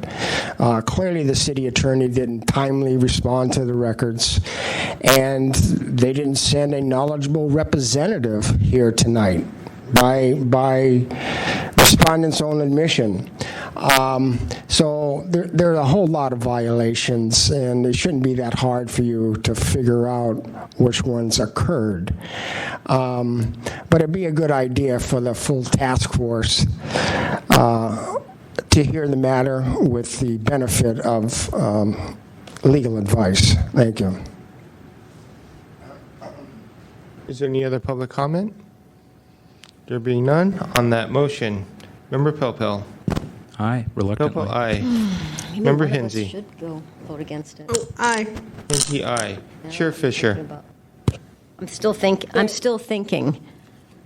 I think I'm going to go nay, just so that when this comes to the full task force, we will be able to discuss, because we've got an aye, a reluctant, and then I'm going to just say no, because it still passes, it still goes 2-1, right? Yes. Okay. Fisher, no. The motion passes. And this will be a memory jog for me And this on this. This will be on the Sunshine Ordinance Task Force August 5th agenda. If we can write it up and give them an opportunity to respond. I mean, It will be on the August 5th agenda. I do the write-ups. He doesn't, yeah. I mean, I would really, really appreciate That's getting at their something in writing discretion. from I the city cannot. attorney to rebut this. I mean, I'm a very reluctant yes. I think Member Hinsey is too. And I'm a... And you're probably reluctant no. Well, that's good that we had well, somebody had to say no. All right. Okay, there we are. I don't think we have our next complainant. Is Representative, or is Mr. Alvin Johnson or a representative for Mr. Johnson in the room? I do not see Mr. Johnson in the room. I received an email from Mr. Johnson at 4:04 p.m. In the title, it says ETA for meeting, July 21st, 2015, but there is nothing in the body of the message. I did not respond to this as I had no response regarding the matter. Was he asking a question? Excuse me, was he asking a question, or was it an I inquiry? cannot tell. It was sent to the Sunshine Ordinance Task Force email address. We have an email for him. Do we have a phone number by chance? I do not have a phone number. Can we email him or text him or something him? I and can say- respond to the email if you would like. Can we do that and say Why don't you that, res- that we're let's do here? this. and Hang we're on, wondering? David. Why don't you respond to his email? We'll take a 5-minute break, and then if he's not here, then we'll move on to the next item. All right. It would be the end of the agenda item. What was that, Matt? 6. He is the next item. Yeah. The next 6 items. Well, no, but we have other things after that. We don't have any rules We committee are stuff? going to take a 5-minute recess at this time. We're taking a 5-minute recess. Don't we have a rules committee? We are live. Okay. Welcome back to the Sunshine Ordinance Task Force continuance of the Complaint Committee at, I can't even see, 5:28. Thank you, 5:28 p.m. Mr. Clerk, Mr. Young, can you call the next item? Next on the agenda Just like doing that. are several agendas filed by Mr. Alvin Johnson against Dennis Herrera and Office of the City Attorney. Would you like me to call all these at the same time? I don't know if that's, do you feel that's necessary? Maybe we can ask the complainant. Yeah, just so, is this a meeting recorded, audio recorded? It is. That's why we speak into the microphones. I would like. Okay, yeah, go ahead. Item number 4, file number 15050, complaint filed by Alvin Johnson against Dennis Herrera in the Office of the City Attorney for allegedly violating Administrative Code Section 67.24I, 67.25A, 67.26, 67.34, and 67.36 for failure to respond to immediate disclosure request in a timely and/or complete manner. Item number 5, file number 15023, complaint filed by Alvin Johnson against Dennis Herrera in the Office of the City Attorney for allegedly violating Administrative Code Section 67.21 for failure to respond to a request for public records in a timely and/or complete manner.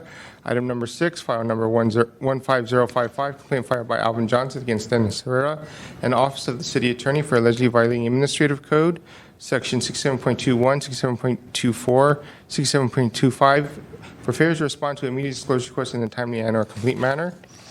Item number 8, file number 15084, complaint filed by Alvin Johnson against Dennis Herrera and Office of the City Attorney for allegedly violating Administrative Code Sunshine Ordinance Section 67.21 and 67.25 for failure to respond to immediate disclosure in a timely and/or complete manner. Item number 9, file number 15106, complaint filed by Alvin Johnson against Dennis Herrera and Office of the City Attorney for allegedly violating Administrative Code Sections 67.12, 67.21, 67.21-1, 67.22, 67.24, 67.24, and 67.25 for failure to respond to various media disclosure requests in a timely and/or complete manner. First on would be determination of jurisdiction. Madam Chair? Is this regarding jurisdiction, Yeah. Member Pilpel? So obviously, Mr. Johnson is with jurisdiction. Mr. Dorsey, did you contest jurisdiction on any of these matters? Inasmuch, can Sure, come on up. This particular one is something I've never seen before, where the complaint actually preceded the possibility of a violation. So there wasn't. Not only was there no violation. Which? This is We called them file all together. 15050. Is that correct? We're combining all of them. Okay. So it's going It to be would one be the first big- time I'm aware of that you've accepted jurisdiction as like clairvoyantly. We haven't We haven't. accepted. We're asking if you I'm contest asking it. if you're contesting jurisdiction. I don't as know to how any you of these complaints. on this particular one. I don't think it even should have been accepted administratively. Well, jurisdiction is the city attorney a department within the city, and does it come under the jurisdiction of the Sunshine Ordinance, correct? It's not the merits of the case or the substance? Okay. I understand that, but it's jurisdiction I'm not sure how you exercise jurisdiction clairvoyantly to predict the future that this violation is going to occur. In other words, this was a complaint that came in before a violation could have occurred. One of these, hold that thought. Victor, Mr. Young, correct me if I'm wrong, but jurisdiction is, The close of is this, the city attorney's office come under the jurisdiction of the city and the so the Sunshine complaint Ordinance? came in the very same day I responded to the request. Okay. It was this particular complaint it does some just weird things where. Why don't we? Jurisdiction is a matter of, does the task force have jurisdiction over Right, this matter? over this to make matter. a decision as whether or not a violation has occurred. Okay. So why don't we hold off? Let's go through our process. Was that your same view on the other items, or do you have no issue with jurisdiction on the other items? I guess I'm okay with jurisdiction. Okay. I have this question. Which particular complaint was he discussing there just now? Why don't? Which particular? It sounded like. David. Was he talking about all complaints as a whole, or just one particular complaint that he didn't have? Mr. Johnson, why don't we get this meeting back in check and let's go through our process? So why don't we start with our proper? I kind of let it go. I was being a little loose, but I think with this one, maybe I need to tighten it up a little bit. Why don't we start with our process, which is first we need a motion for jurisdiction. Do I have one? So moved. So moved. So moved. Is there a second? Second, Okay. this is as to items 4 through 9. Yeah? Yes. Taken together, 4 through 9. We took public comment regarding jurisdiction. On the motion to find jurisdiction, Member Pelpel. Aye. Pelpel, aye. Member Hinsey. Aye. Hinsey, aye. Chair Fisher. Aye. Aye. Fisher, aye. I did say aye, did I? Yes. I'm sorry. It was myself. Would you like to give the complainant additional time to address all of his complaints at this time? Mr. Johnson, come on up. What we're going to do is we're going to put all your complaints together, and we're going to ask you to give us A summary. factual data summary of, I'm saying this very carefully, why you're here and what you want from us. Okay. Okay? And we're going to give you 10 minutes for all of the complaints. We'll give Mr. Dorsey on the rebuttal side Okay. Well, now, probably 5 minutes. I guess, maybe And there's... before you start, don't start yet, can you please, as best as you can, I know it's a lot of information, but summarize your complaint against the Office of City Attorney? And if you have examples, that would be great. That'd be great, because I saw a lot of repetition in there. So Okay. if you Well, you have 10 it was a minutes. lot of back and forth there, so you might have seen something that appeared to be repetitious, but that's what they're angling at. But they're different. They're absolute. I mean, sometimes when you send a request, you have to be specific, and it may start off looking May the we same. start the but timer? the Oh, I thought you actual started request already. is different. We're gonna start. So you want me to try to, what was that you wanted me to do again? Go over each complaint number or each request? Which is Mr. that? Johnson, you are allowed 10 minutes to write your side of the story or your For summary. each request or for each For all complaint? of them. For all of them. For all of your complaints listed. Okay. Well, You will be given additional opportunity if it's needed during question and I'm not answer. sure I can get it all out there quickly, but I'll try. I'll do whatever I can in 10 minutes. There will be more time in Q&A. Okay, I'll and do you whatever can I add can in 10 minutes. I don't information. want to pass the clock. Don't start yet. What I want to get is, in this 10 minutes, if you can, as best of your abilities, give us a summary so that we can kind of hear what's going on, and then there'll be Q&A after, so you'll be able to give more information. I'll try my best. Okay. I'll try my best to do that. I mean, essentially, to summarize it right from the top, these are what I believe to be sunshine orders requests, in a nutshell. And I believe that I submit them to, the proper department, that being the city attorney's office. Now, the issue of where to send requests to is something that is still being worked out as we speak. It seems like different departments have information. Some of them share information. Some of them have the same information. So you really don't know where to send it to. So I believe I sent it to the correct department. So I would like to start off saying that I sent sunshine orders request to the city attorney's office for information which I believe that he had in his possession, or that office had in his possession. Okay? So what these are essentially requests that I submitted to cityattorney.sfl.org, which were responded to by Mr. Dorsey here. And you have each and every one of them. I don't have time to go through all of them in 10 minutes. If you would like, I can try to get through some of them, but or maybe try to do them in order. But essentially, what I've gotten here, and I believe that we can all agree on, is that the city attorney's office has invoked an exemption or a rule that I do not see as being representative of the Sunshine Ordinance or the California Public Records Act. And that is what he calls the rule of reason. And I believe that it covers these complaints, and that's the reason why they are indefinite as far as when I will receive information. I really don't know. I don't know when I'm going to receive it. I have no date. I'm not provided with any date. It's just we'll get to it when we get to it, and we'll do it on a rolling basis, which doesn't tell me anything. Okay, and the ordinance gives you dates. As the act gives you dates, so you can say, okay, I can expect to receive it at that time. But having invoked this rule, I do not know when to receive it. I do not know when, and I believe that the rule itself is really the question here that we need to address first and foremost, because it not only applies to these, but I have submitted numerous requests in which this same rule has been invoked. And the rule, it states there that the rule should be invoked only when the city attorney is contacted. So I now have concluded that each of these departments have contacted the city attorney and have basically done what he has advised them to do, which is invoke this rule, and now I'm sitting here waiting on requests or responses, and I have no dates. And what this does for you is it continues to put a serious backlog on this committee and the entire task force.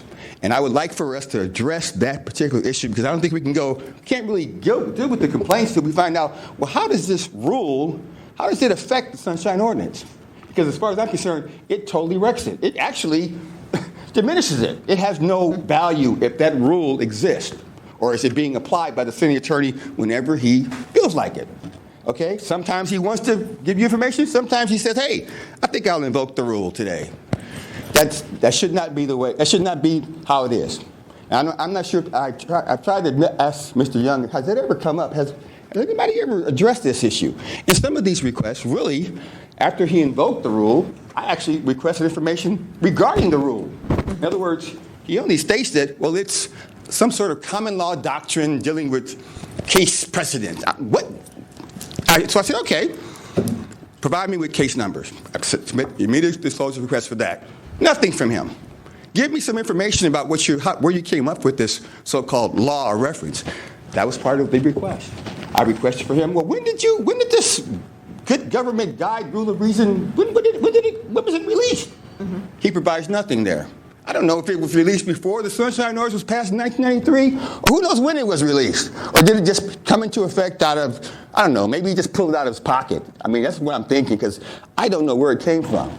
And furthermore, when I submit these requests, I mean, I don't know, is the public supposed to read the good government guide before they actually look at the Sunshine Ordinance? Does it take precedent over that? I mean, that's what I think that really that's what we need to address. I mean, I understand you want to go through each complaint, but really, for me, that is the major issue here. And not just in these complaints, but in quite a few. If I get a chance to come before you again, you will hear me come with the same information.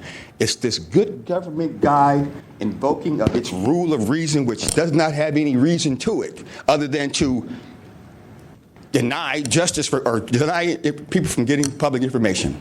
And that's how it's being used here. Wantonly and selectively. In this particular case, he says, well, it's just being used for you, Mr. Johnson. I mean, that was the last response I received from Mr. Dorsey was that, well, really, this is just for your request, which I really thought was, I don't know. I think that this goes beyond the Sunshine Ordinance task force. This is more of an ethics complaint against the city attorney's office for using his rule in that manner. Okay? But anyway, we'll stick to what you can decide in this particular case, rather than before we talk about what the ethics commission or any other body can look at with regards to Mr. Herrera's attitude regarding public records. Now, another issue here, and I think this should be, I'm sure it's apparent, is a conflict of interest. Now, I know that this is something that you guys have dealt with before, because I have reviewed some of the, backlog, or should I say, the history of some of these meetings. I've seen where it's come up sometimes, and it's an undeniable issue here for the city attorney to be the person to advise you guys about public records, and also to be doing what he's doing now, is invoking a rule. Okay, it's like, well, wait a minute. Either he can't be advising you at the same time invoking this rule. I don't see how we can decide this. Only, it's a suggestion, you really should have outside counsel. I mean, that would really solve that whole issue. But I know maybe it's just not in the budget, but you should be represented by someone other than the city attorney's office. Because I read several of the logs and found out several of the attorneys who have actually been your attorneys who advised you. Of course, they've moved around to now they're advising other departments now. But they were advising you at one time. I'm not sure. I mean, who knows? They might now come in here and be on the other side of this issue. So it's like, well, wait a minute. One day he's advising you, next day he's on the other side advising the department who is being complained about. I mean, do we have a memory loss where we can't remember that? I mean, it's documented. I've gone over quite a few of your meetings. They don't go over the details of it a lot, but I get a sense of who was there in some instances. I mean, to tell you the truth, they don't really go over everybody that's there sometimes. I'm like, well, okay, I see the attorneys being mentioned and the staff members being mentioned. And maybe sometimes the complaint is not even mentioned. I mean, it's kind of, just as a suggestion, your logs, your actual history of your meetings are not, they just kind of they're missing something there. Use the microphone because we do take Yes. these. So at any rate, you have to excuse me for trying to get as much out as I can because I'm looking at the clock there. And I haven't really gone over any complaints. I really think that the major issue we need to discuss, and Mr. Dorsey needs to bring up or tell us to provide his input on that, is this good government guide, rule of reason. Because this guide was posted on the city attorney's website.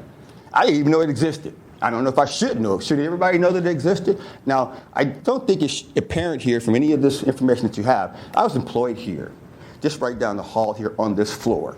And that's why these particular requests are a little bit more than just somebody who I don't know what they're asking for. I kind of know what I'm asking for, and I know what took place while I was here. And that's why you don't see that here, but I'm not just somebody walking on the street saying, hey, I decided to send something in, and I don't really know what I'm doing. I'm just trying to take up somebody's time. That's not the case here, okay?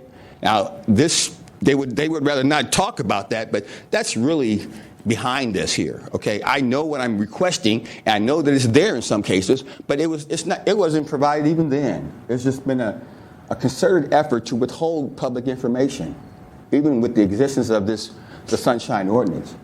And with this good government guide, even though I'd never heard of it before, even when I was employed here, I never heard of it until this year. I don't know, maybe you guys have heard of it, but I've never heard of it before. And it was not on any site except the city attorney's. And after I filed this complaint, several weeks later, the city attorney had this document put on the Board of Supervisors website. Had never been there before. Now it's there. I'm like, wait a minute. Why is he putting it there after I filed a complaint addressing this issue? Simple. He wants to give the impression that there's some legitimacy to this document. It really goes hand in hand with the Sunshine Ordinance. It does not. That's his attempt to do that. And I don't believe it should even be on their website, right underneath the Sunshine Ordinance. This document contradicts it. It diminishes it. You might as well replace it if that document is going to stand there with it. So I know that's a lot for you to take in, but you really should think about how those two should work together and why are they on the same website, one under the other. Because you can't read one and read the other and say, well, wait a minute. What takes precedent here? His ideas or his rules or this law that was passed by the Board of Supervisors, and then again a Proposition G came up, which the people voted to put on there, the amendments. Mm-hmm. That means nothing, it appears. That's all I got for you right now, and let him speak, and then I'll come back at it, and we'll try to go with it some more. Madam Chair? Are there any speakers in support of the... Yeah, let me do my thing. Speakers in support. Hold on. Go ahead. I just want to say, I heard, Mr. Johnston, I heard you very clearly. I took some notes. I just want to be sure that I captured this correctly because we're going to have some more questions later. You talked about the good government guide. You talked about the rule of reason. You talked about conflict of interest. Yeah. Those are the three major points that I got, and we'll get to the specific later. Why don't you hold that to we get Q&A? Because I want to be sure that I captured it correctly and that I didn't miss anything. Well, you can ask him that after, because I want to go with our process. And I want to hear from Mr. Dorsey. Our process here is, as there is nobody else in the room to offer facts and evidence, we're going to hear from the respondent. Mr. Dorsey, I'm going to give you 10 minutes if you want, but is 5 going to be enough? You might not need it all. I'm reading something different. Ms. Young, are you going to set for 5 or 10? 10. All right, you have 10. You don't have to use it all. Thanks. I'm Matt Dorsey from the San Francisco City Attorney's Office. As a public servant for the city and county of San Francisco, there are more than 800,000 people in this city we serve who are not Alvin Johnson. But you wouldn't know that to come into work some morning and see your email box full of requests, all of them. To my knowledge, not one of your requests, Mr. Johnson, has ever been anything but an immediate disclosure request. I want it now. It goes back years. It's clear that at some point we have to accept that some people understand that they can use the power of the Sunshine Ordinance. Can I ask you to just respond to the complaints? Or to I am. Mr. Johnson's point to the task force. Okay. This is specifically to the invocation of the rule of reason, which is something that the city attorney's office has done twice. For Kimo Crossman and now for Alvin Johnson. There are enormous work burdens. Enormous what? There are enormous work burdens. Work burdens. Okay. You said permits. I'm like, it's not. Burdens that these requests take up. This is, I think I sent in response to one that if a couple of months requests, if you do the word count on them, it's a tale of two cities. I mean, it's books of stuff. If you went through some of the complaints, you'll find that there's a lot of anger, rants about people that Mr. Johnson doesn't like. We've come across emails, and I quote, and I will give you copies, describing Dennis Herrera. He is a weasel and a lowlife scumbag who lied his way into office. I won't rest until that asshole is exposed for the scumbag that he is. The city attorney is disgusting. He makes me want to puke every time I see his face or hear about your department of stooges and minions. Mr. Johnson, let's let An email that came to the city attorney. Mr. But Dorsey, it captures the tenor. Stay with us here. tenor, and it is relevant. Mr. Johnson, you'll have your time. Just for now, stay with us. I have copies. I'm happy to provide these to. Okay. Hearing it once was enough. Okay. The Sunshine Ordinance Task Force, your role, you are the beating heart of the law. You're the people who I hope understand that that it's not absolutes. That at some point, we city employees have a duty to the other 800,000 people in San Francisco. That we have the work that we have to do. That we can't have people spending hours and hours responding to one person every day. And we have to invoke what's called a rule of reason. I think, is there a lot of case law defining what this is? No. Would we welcome, to be honest, would we welcome if somebody wanted to sue? Let's get it before a judge, and let's see what a court would say about how much time we're spending to respond to one angry person who wants to punish us, who wants to punish a city department by sending lengthy interrogatories, demanding documents that you provide, and then there's more. And in the midst of this, there's all this spewing invective about everybody's incompetence and everything else, and I want this and I want more. And then a couple weeks go by and you realize that now it's a request for the same document he already sent. And then, Mr. Johnson realized that now he's got a complaint process. So he doesn't file a complaint. He doesn't file 2 complaints. He files 6 complaints. I don't know. I mean, some of them, I really struggled to go through these and to respond to what the merits were. By the 5th and 6th and 7th, I mean, I was kind of losing track of what was going on in this. It's just pile it up.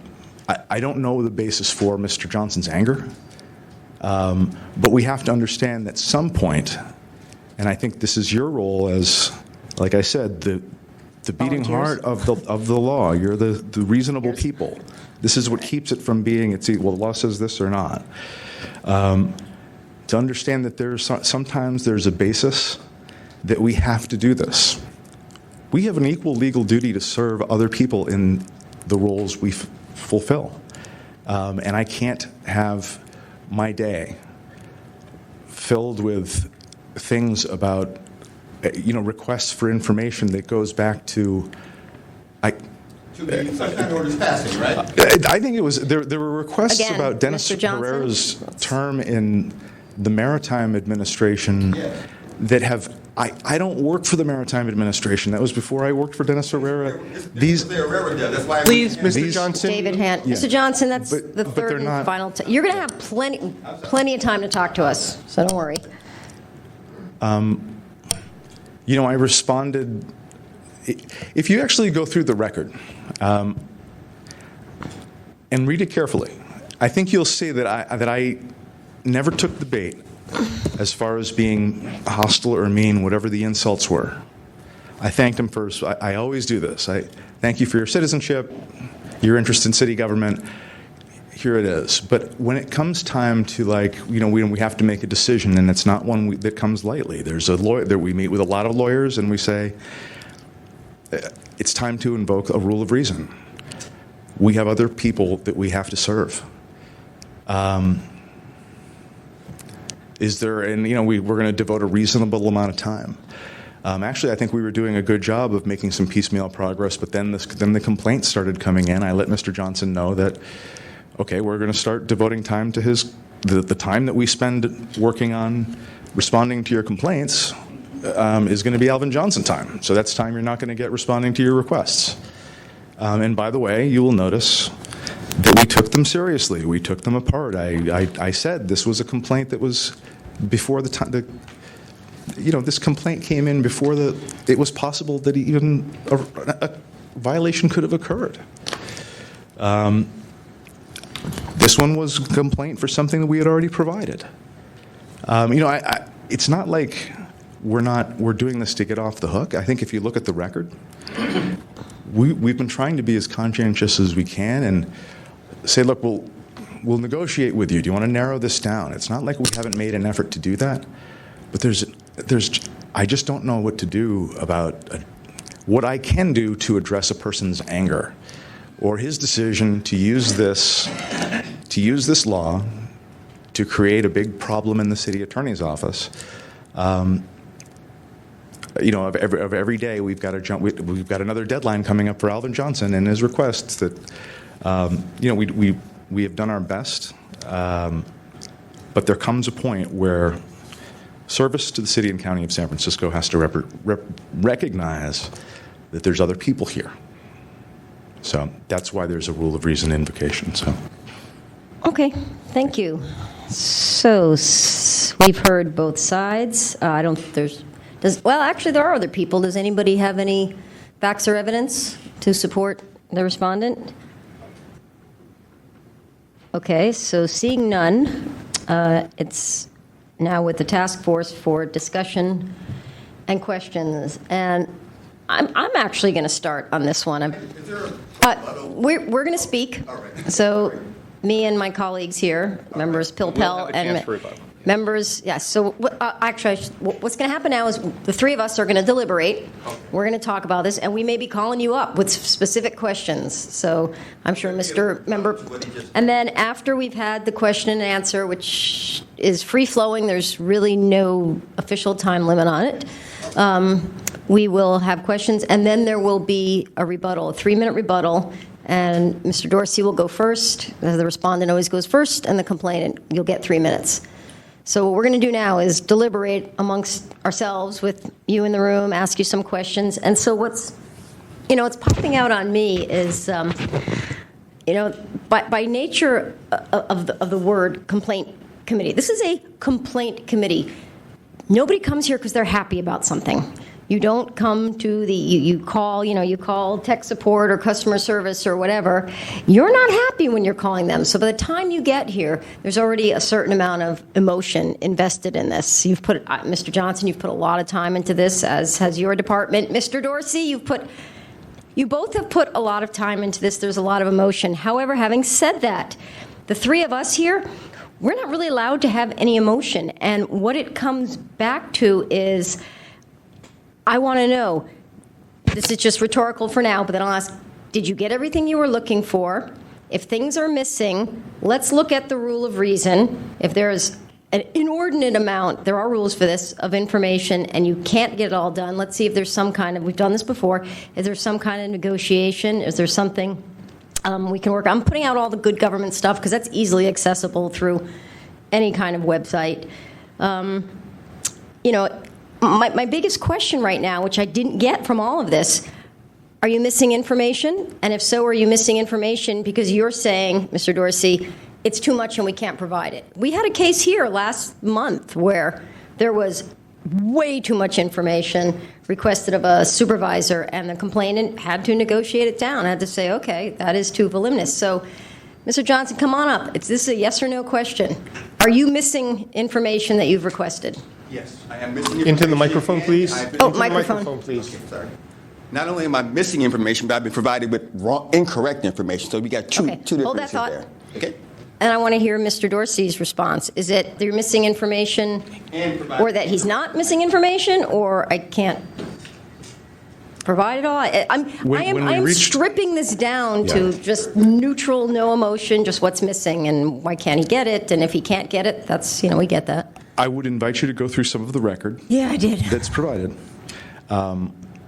I would quarrel with the issue that Mr. Johnson spends a lot of time, as much time as those of us who struggle to understand what he's asking for do. I did not mean it that way. I'm sorry. Okay. But I he spent understand. some time. You spent a lot of time. Is that And I feel think better Mr. that way? Young's, I think, You're struggling, aren't you? Are you really struggling? I know. I'm trying. you know what? I know. When this stuff I'm comes trying in, to- Are you really struggling, though? Gentlemen, both of you? Each other. Gentlemen? Committee, please. Yes, gentlemen, I'm going to go right back to where I was.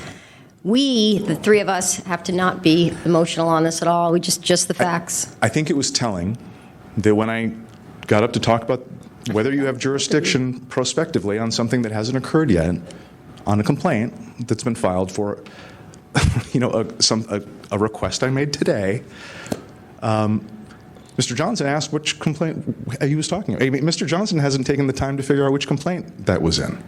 I did.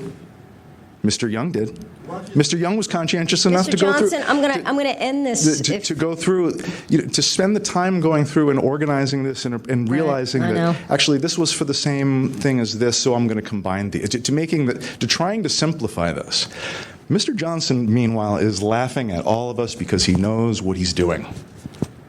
This is payback for whatever anger you have, whatever anger that animates the scumbag comments and everything else. You've got to get it at some point that this isn't about getting information. This is about sticking it to the city. I'm optimistic. I like to think that people come here for information. When you start getting requests for the same information again and again, and interrogatories about what Dennis Herrera did when he served in the Clinton administration and what he knew about Vince Foster's death or whatever. Well, I don't know. Okay. When it's just going all over the place. Perhaps you have a question. Why is that clock not running? Because this is, as I said before, this is what we're doing now is deliberation and question and answer. A little bit longer than I was allowed. It's specific At this time- questions. We'll ask you questions. David? I will hang on. explain.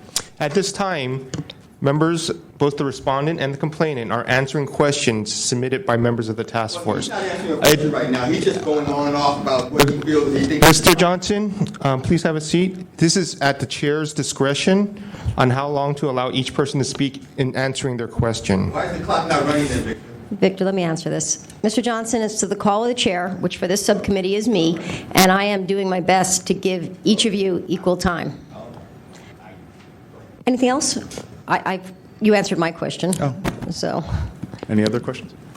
Great. no, I just want, to us, it's all about the documents. It's all about the documents.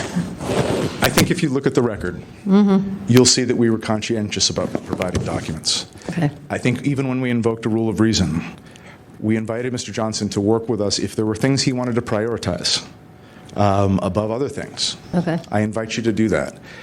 There's a way that we do it. And there was a lot of discussion when we first did this years ago with Chemo Crossman about what we would do. And we all agreed we can't shut somebody down. We have to keep responding. We have to limit it to a reasonable amount of time. But we'll take them in order. We'll provide them on a rolling basis. But then the complaint started.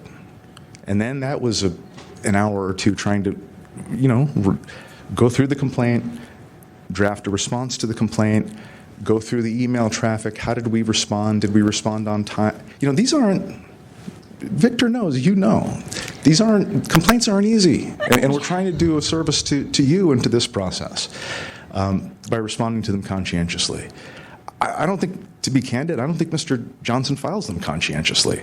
I think he's putting a mess together and sending it off here. You make it your problem. Let's try not to characterize. I don't. We're going to hear more from you. I don't think You have there's a any question? the animus that underlies this.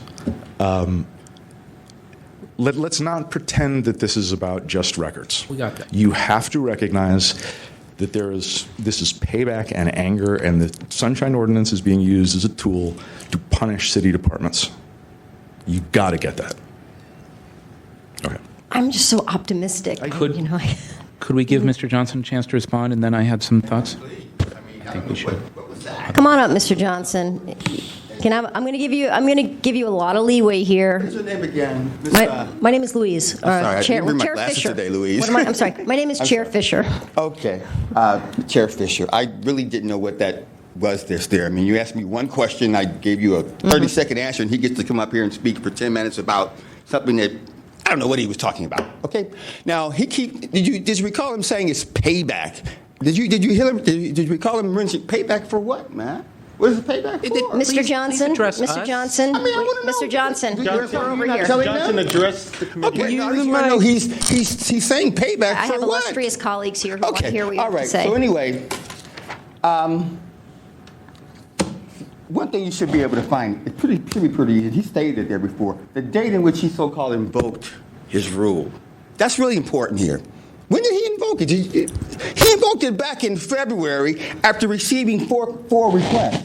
Now, he invoked it after 4 requests. Now, he's willing to bring up a stack of paper saying, this is what's happening here. But he didn't bring up the stack in which made him invoke the rule, which would probably be one piece of paper.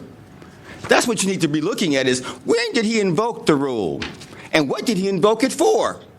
He says, I don't know who Chemo Crossman is or the rare times he's invoked it, but if the Chemo sent in 4 requests and that's what happened, then I guarantee if that is the bar for invoking the rule, I would suggest that the rule will be invoked every day. If it takes 4 requests or one piece of paper with a number of requests on it for him to invoke this rule of reason, then he should be invoked every single day. Should it not? Take a look. The record is there. He keeps telling you, look at the record. The important thing you need to look at is, when was the rule invoked?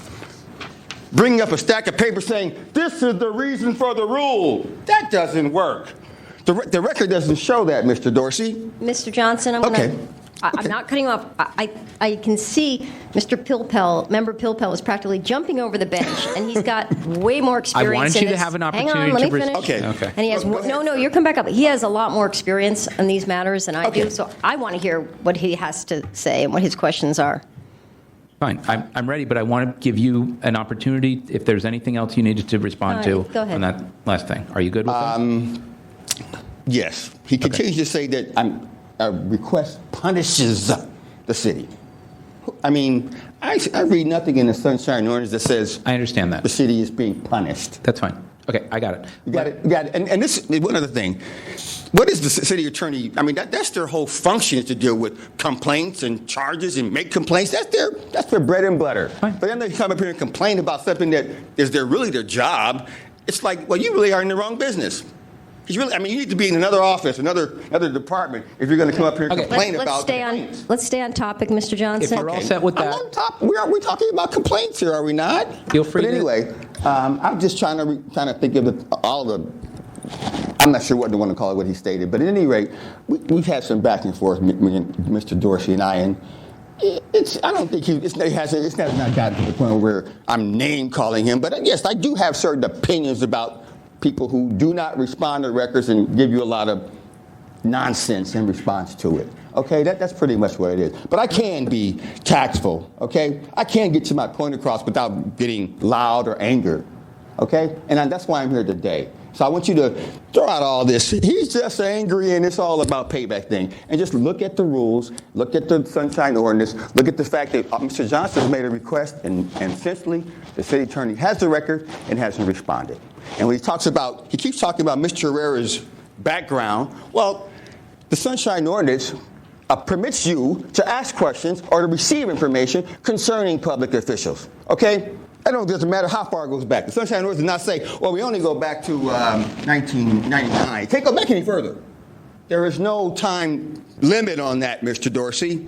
There's many records that the city and county of San Francisco has dating back to 1900. Should we just say, wait a minute, that's too far to go back? We will just stop right at the date which you think is comfortable. It doesn't work that way. The Sunshine Ordinance was passed in 1993. You would think is to request records before 1993, would you not? Or is it just looking forward? Think about that, Mr. Dorsey. Okay? Why pass 1993 if I can't request records prior to that date? I got that. All right. If you're all set, yes, feel free to hang out. Let me make some comments, and I may have some questions. Okay. It's cool. Okay, so to start with, I very much appreciate that we're actually seeing Mr. Johnson in person. He started filing complaints most recently with the task force, I think in February or March, and it's taken a while to percolate to this state. I filed in 2008. I was going to get to that. I was going to get to that. But the most recently, the 2015 stuff was in February or March, and you're finally here. And I also want to say that you were scheduled in, was it June, May or June, to appear at the full task force on the complaints against DHR. I spent a lot of time reading all of that material, and then that got continued. So that was frustrating. I'm just saying there's that. And I've heard we heard from DHR at that meeting that they needed some help and direction. We weren't able to do that because we didn't hear the complaint. I have heard, and we have heard from other departments, retirement, DT, civil service, perhaps others, about a number of emails and complaints, and they're all sort of stacked up and on the runway sort of waiting. And so the sooner we can start to deal with this and figure out a process, the better for you, for other city departments, for everyone. So I'm cognizant of that. I also recall in a past service on the task force, you did bring at least one complaint that I remembered against grants for the arts. I believe that was in 2007 or 2008. No, that's not me. No? You don't need to respond. Okay. He's Anyway, just I making thought. a statement. Okay. I'm just saying that I think that there was some history there, and whether or not there was previous. I mean, I've heard that there was some previous work history with the city. I don't find that to be particularly relevant. Okay. I'm just saying that so all of that back and forth on nastiness and animus and. Whatever. Yeah. Stuff happens. So let me go to the 3 points that I made from earlier and address those.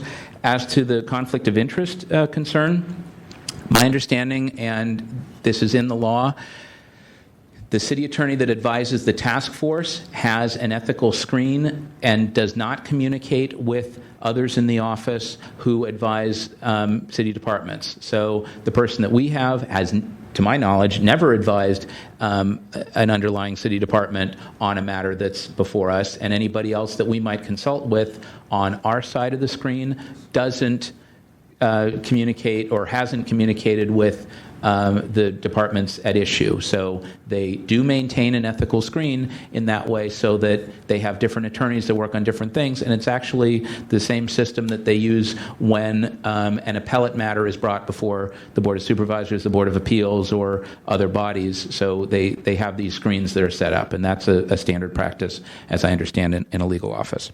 As to the Good Government Guide, my understanding is that is something that the city attorney created and has revised several times. It was previously known as something like the Guide to Conduct of Public Officials, and over time that became the Good Government Guide. It's been on the city attorney's website as long as I recall. There may be a link to it from our site. But it is simply the city attorney's advice on interpretation of various laws, including the Sunshine Ordinance and the Public Records Act that are relevant here, but also other laws about the conduct of public officials. And it is merely sort of a codification of their advice. It is simply that. It is entitled to deference as to the advice of the city attorney, and no more and no less. That's their role, is to advise city departments, and that's what they're doing. In some cases, we agree with that advice. In other cases, we don't. But it is out there, and it's for people to view if they choose to. So you'll have a chance to respond. So I'm just saying that's it. I consider it useful to consult, and sometimes I often agree with it, and I often don't agree with it. So it really depends, and we should all, be aware of it. As to the rule of reason, I think we do need some more discussion about that. I'd like to hear from Mr. Dorsey about the circumstances that lead to it being invoked, how you come to that decision, and particularly what level of resources you then devote, either you or the office, to responding to requests, whether they're already in the queue or others that come in pursuant to the rule of reason. I certainly understand the general principles. I think there was at least a few cases that I can think of. You may have others that you might want to cite or not. But let's discuss that rule of reason a little bit. I think that would be helpful. Madam Chair, is that fair? Yes. Okay. So, Mr. Dorsey, Do you want to? let me ask, and then you'll have a chance to respond. Okay. So, can you talk to us a little more? Keep it very short. Okay. But I think we need to get into this rule of reason. So, can you walk us through that a little more? How you get version. to that? I was actually going through, trying to see how many documents there were before we invoked the rule of reason, but it wasn't as Mr. Johnson describes, where it was A single few. piece of paper, right? Okay. Sorry. I'm not sure what was there. What's the question about what? How, in general, Briefly. how do you get to the point of invoking the rule of reason with regard to sunshine requests? How do you put that into place? How do you make that decision? And then how do you implement that in terms of requests that are already in the queue, things that come in? How much time do you allocate? How can we help determine whether your invoking of it is reasonable under the circumstances? My own process. Before I take an issue like this to the government team, lawyers, is really to explore to what extent I can work with someone about narrowing requests, explaining that, hey, this is a request that goes back a certain number of years. We can get you back this far. How's that? I can get you this document, but maybe not that document. Under our record retention policies, we don't have this anymore. It's when people are reasonable, or when people want to work with you, that's when I would be disinclined to invoke a rule of reason. Okay. Sometimes there are good reasons people make very overbroad requests, and they may not be aware of it. Can you talk about the level of burden and how you determine whether it's not much of a burden, so you'll go do the work, or it's too much of a burden and we need to stop it or slow it down? How do you figure out where you are on that scale? Or how do you think through that?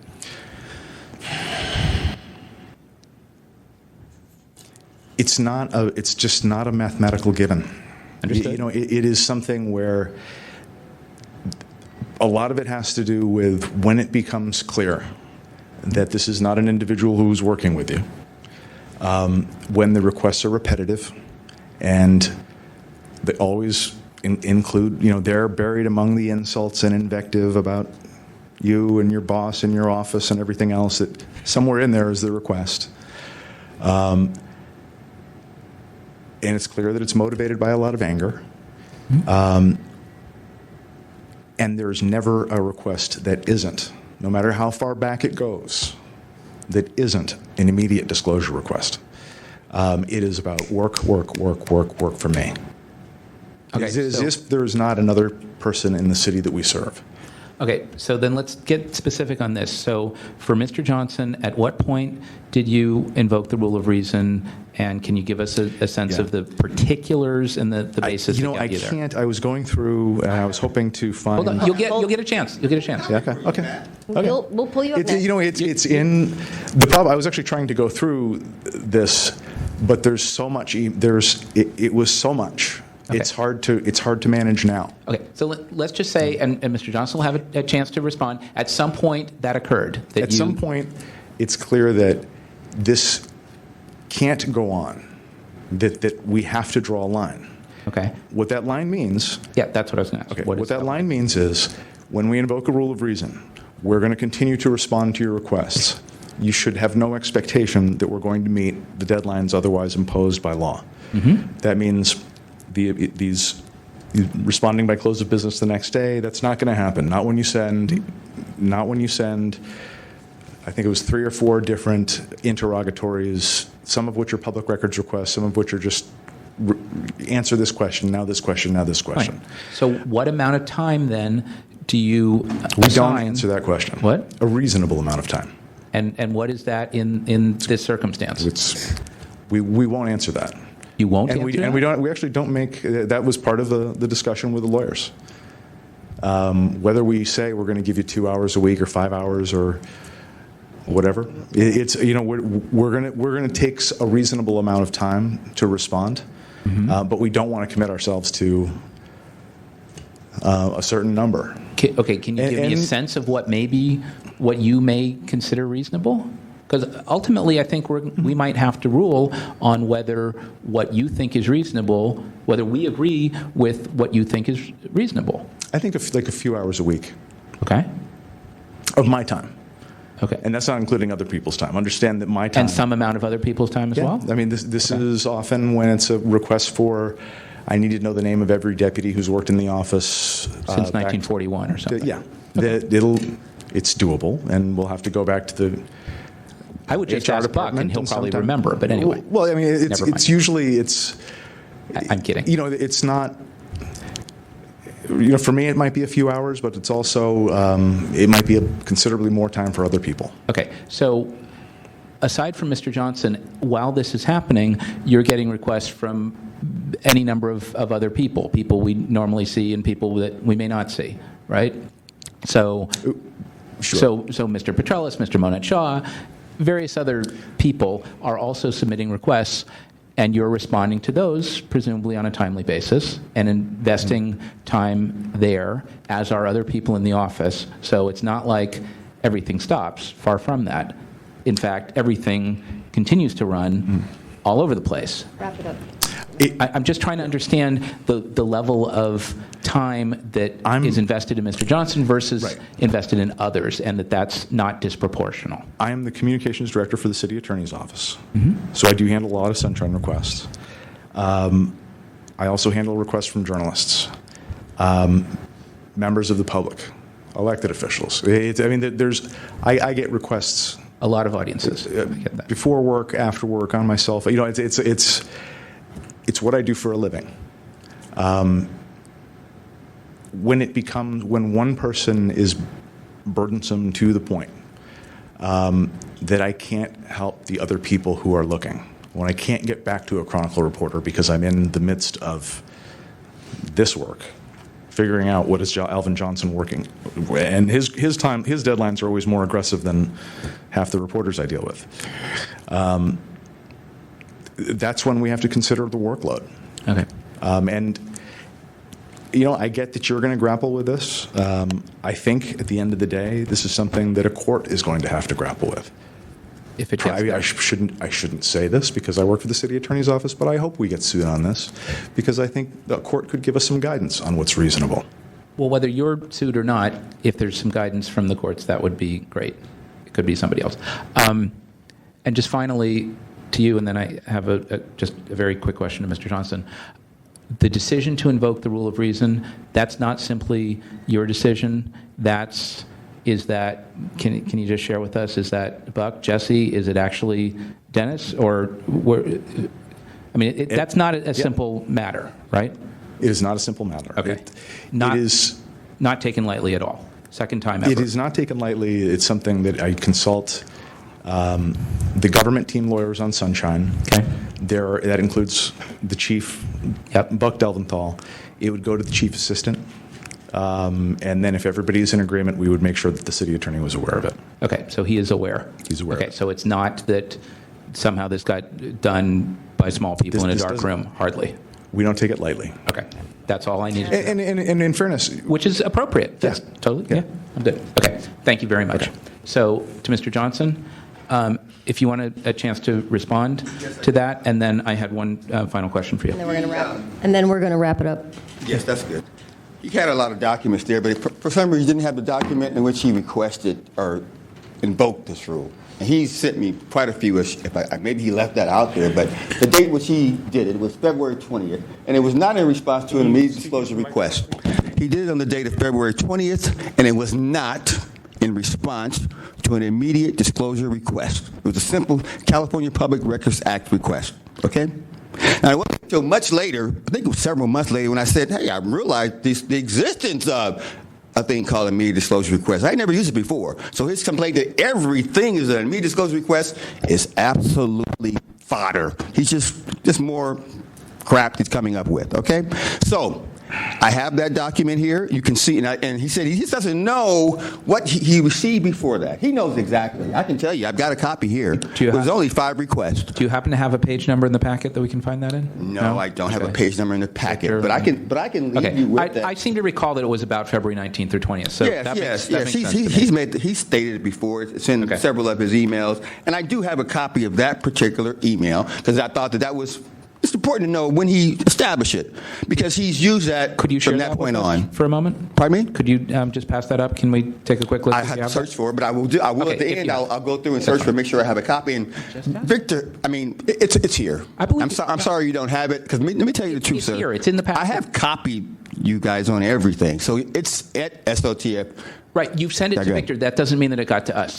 And what we have in the packet, it may well be in this packet of stuff. I'm looking at 1,000 pages right here. When you say packet, you mean what Victor sent out to everyone? Yeah. Okay, no, Victor didn't send out everything. Right, because he just sent out. He just sort of, summarized things. I understand. Okay, my final question to you: in some of your emails back and forth, or at least not back and forth, some of the emails that you've sent to Mr. Dorsey and to others in the city, it appears that you're copying like a large number of people, like 10 or 15 or 20. In sometimes, yes, not in some cases. So my question is, how are the recipients supposed to interpret that? Are they supposed to take all of those, in some cases very lengthy? Well, hold on, let me form the question. Okay. Lengthy missives as document requests to them, or are they just, in some cases, are they just FYI that they're being CC'd? How are they supposed to interpret? Because a lot of people, I'm told, a lot of people read your email, some with interest, some with whatever, but they're trying to figure out what to do about it. Okay. And it's not easy for them. Okay. If you were them, you'd be confused, you'd be frustrated. And wait a minute.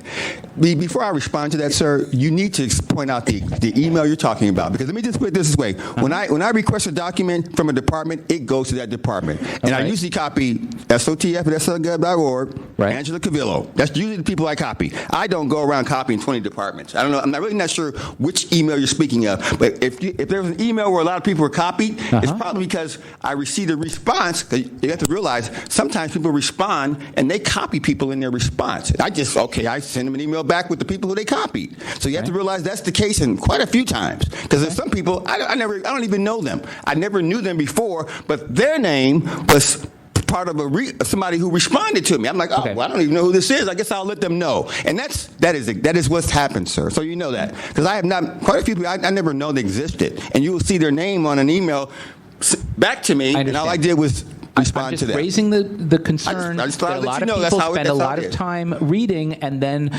in some cases, try to initiate a document search because they're trying to respond. Absolutely. Because they think they need to respond.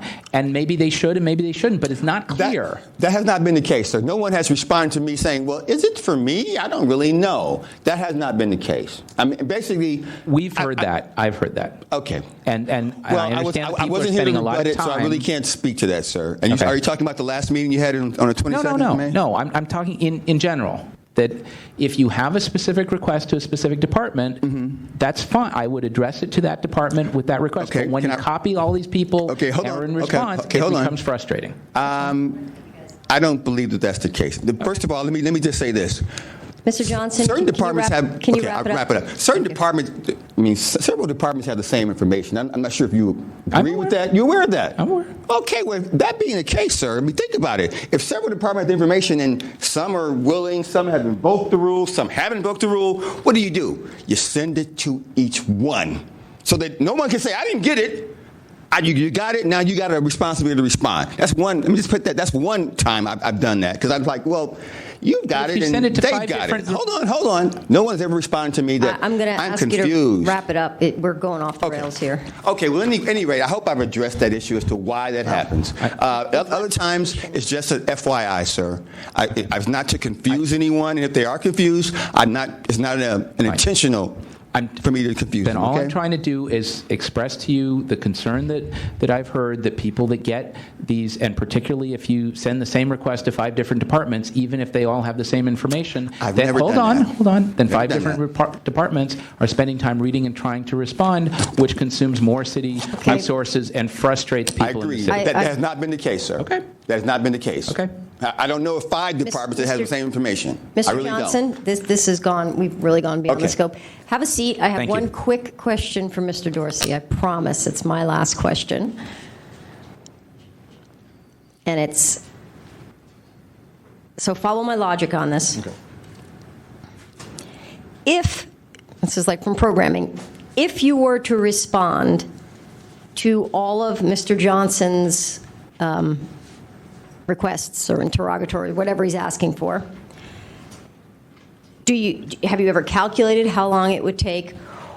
Or is it, we can't even calculate that? Or, here's my third one, is it, we don't even know, and the metaphor I'm going to use is, we need a grocery list, and all we know is he's hungry. So is there even a grocery list? I mean, something, eggs, cheese, butter, flour. There is a grocery list. Okay. We have a spreadsheet of about, I think, 75 separate interrogatories and requests. Okay, that actually makes me feel better that you're not just throwing your hands up in the air. Yeah. Have we seen that? Was that it? Remember Did I Pill? send it- You had your. I might have sent it to Victor for sight. Did I send it to It may have been So- part of one of Mr. Dorsey's Has there responses. been a back of the napkin calculation on how long it would take? You know where I'm getting at here. It's really, to be honest, it really is, it is never, a sunshine request is never that easy. It's, I'm aware of that. if you were to ask for, it may sound easy, but then you'll realize that, okay, the computer system goes back to 1994, and then before that you have to go to microfiche, or you have to go, it gets complicated. Okay. There are things about, that there's if you're asking the racial identity of an individual, that's different from asking the racial identity, the number of people who have a racial identity. The 6% One of is a the city One is is something this, that you can't right, do under got the it, California okay. Privacy. There's legal issues that come in. And that has to go through the lawyer process of, Okay. there's redactions that have to be made. I'm going to make my There's- question even short. All I wanted to know is, did So you no, actually have a spreadsheet that I you have knew a spreadsheet, exactly but how many? Looking at Okay. it, could I say it's going to take 10 minutes? That's going to, there might be a few that I could say, yes, I can tell you flat out, I don't have anything responsive on anything to do with the Maritime Administration under Bill Clinton. And I believe I've said that to some of his requests, Okay, but it doesn't well. stop them from coming. All right, so that's an extreme So example. I mean, are there a few on that list I could probably just get out of the way? Probably. So But again, that puts me in the situation that we're in as we're trying to work our way through what this complaint is about. Why there's 6 different complaints, and what is the discrete issue I know, that each takes up? I'm going to cut you off there because Okay. what I'm getting at is, we're so limited on what we can do. The ordinance says you have to provide information. We've had other departments complain about it, but then we can invoke the rule of reason. But none of us, what happens, my favorite thing, and this happened about a year ago, is when the 2 parties actually sat down in a room together and said, let's work this out. I don't see this happening here, so I'm trying to figure, what can we do here? And that's You know what, Mr. Johnson, I'm going to let you answer that question. Go ahead. I think Mr. Dorsey already answered where he's going with that. He wants to go. Use the microphone, please. Mike, please. Mr. Dorsey has already What? pretty I'm much trying to predicted read it. the witness here. I mean, they've already been in this. We want to go to court for this, and that's why. Let me just. I mean, you heard it. You heard him say it. He doesn't really want to do it, but that's really what they Let like me to ask do my there. question. And I don't really think it needs to go there. I think this Okay. really could be handled here. Johnson, let me, But- We're trying to handle Mr. it. Pilpel, He my doesn't turn. want to. Mr. Johnson, let me ask a really, I'm a simple Connecticut girl. Let me ask a simple question here. Is there something that Mr. Dorsey could provide you quickly that would make you happy, or is this like divorce court? We're too far gone, and it's time to divide up the children and sell the house. Miss Fisher, Yes. the city has a lot of information. If you're saying, well, can it just give you one bit of it and you could just be happy? I mean, I know. I said. sorry. I mean, are there some no? things I mean, that would basically, make you happy? what would make me happy whole is the word I'm looking if you for. have information and you provide it. That's all I'm asking for. I mean, the Sunshine Ordinance doesn't say, well, use it, but don't really use it. It's either you have it and you can provide it, or you have it and you won't provide it. And if you don't provide it, then that's against the law and it's official misconduct. It makes it clear. And we can go all around the bush here, but it says it there. He knows it's there. The city attorney signed off on it. Now they're trying to backtrack. Mm-hmm. It's official misconduct if you don't provide public records that are available. Do not give me this. I can't find it. They're microfiche. If you know it's on microfiche, well, then that tells you right there. They know it exists. It doesn't take hours to get something off a microfiche. Mm-hmm. It doesn't. It doesn't. I know. I wrote my It really master's doesn't. thesis on It microphone. doesn't take an hour to go to the warehouse if that's what it is. It doesn't take that long. Okay, Mr. Johnson. But that anyway, was go my ahead. question. I have a question for you. For you? Member Pilpel, you have a question for me? Yeah. Mr. Johnson, we're all Yes. set. You We're can all have a set. seat. We're all set. Okay. Yeah, we're done. I think we have some options here. We can recommend to the full task force to find a violation, to not find a violation, to hold a full de novo hearing. We full- could de novo, a full hearing again at the full task force. We could send a letter. We can continue the matter. We could do something entirely different. What kind of letter would we? I'm going to ask Mr. I'm not- Young. I'm not What kind of suggesting. letter would we send? I'm not suggesting that. I'm just Like- saying, Lou. It would be up to the task force. I have no. Please work together on this. Yeah, I'm not suggesting that that's like a big option. I'm saying those are like the range of options. So, Where's from my King perspective, Solomon when you need him? Yeah, he's busy. cutting babies. I'm interested, maybe in hearing from the parties, maybe not, on what their proposed resolution is to this. We can go through each individual thing. We can spend hours and thousands of pages. We've already I'm not done into that. that. I'm not. I've got what I need. I just need to hear either some more testimony or some more discussion here as to whether we think there's one or more violations or not one or more violations, or that we need more information. Okay, I'm going to. Member Hinsey, do you see any violations? Do you need more information? Where are you on this?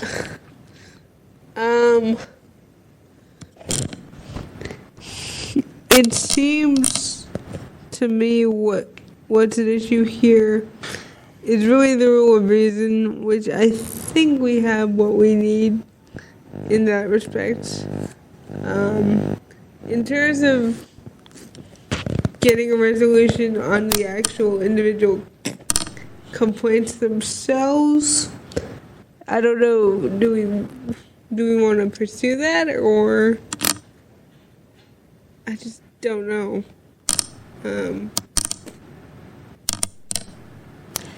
Okay. I'm kind of willing to let this rule of reason thing ride.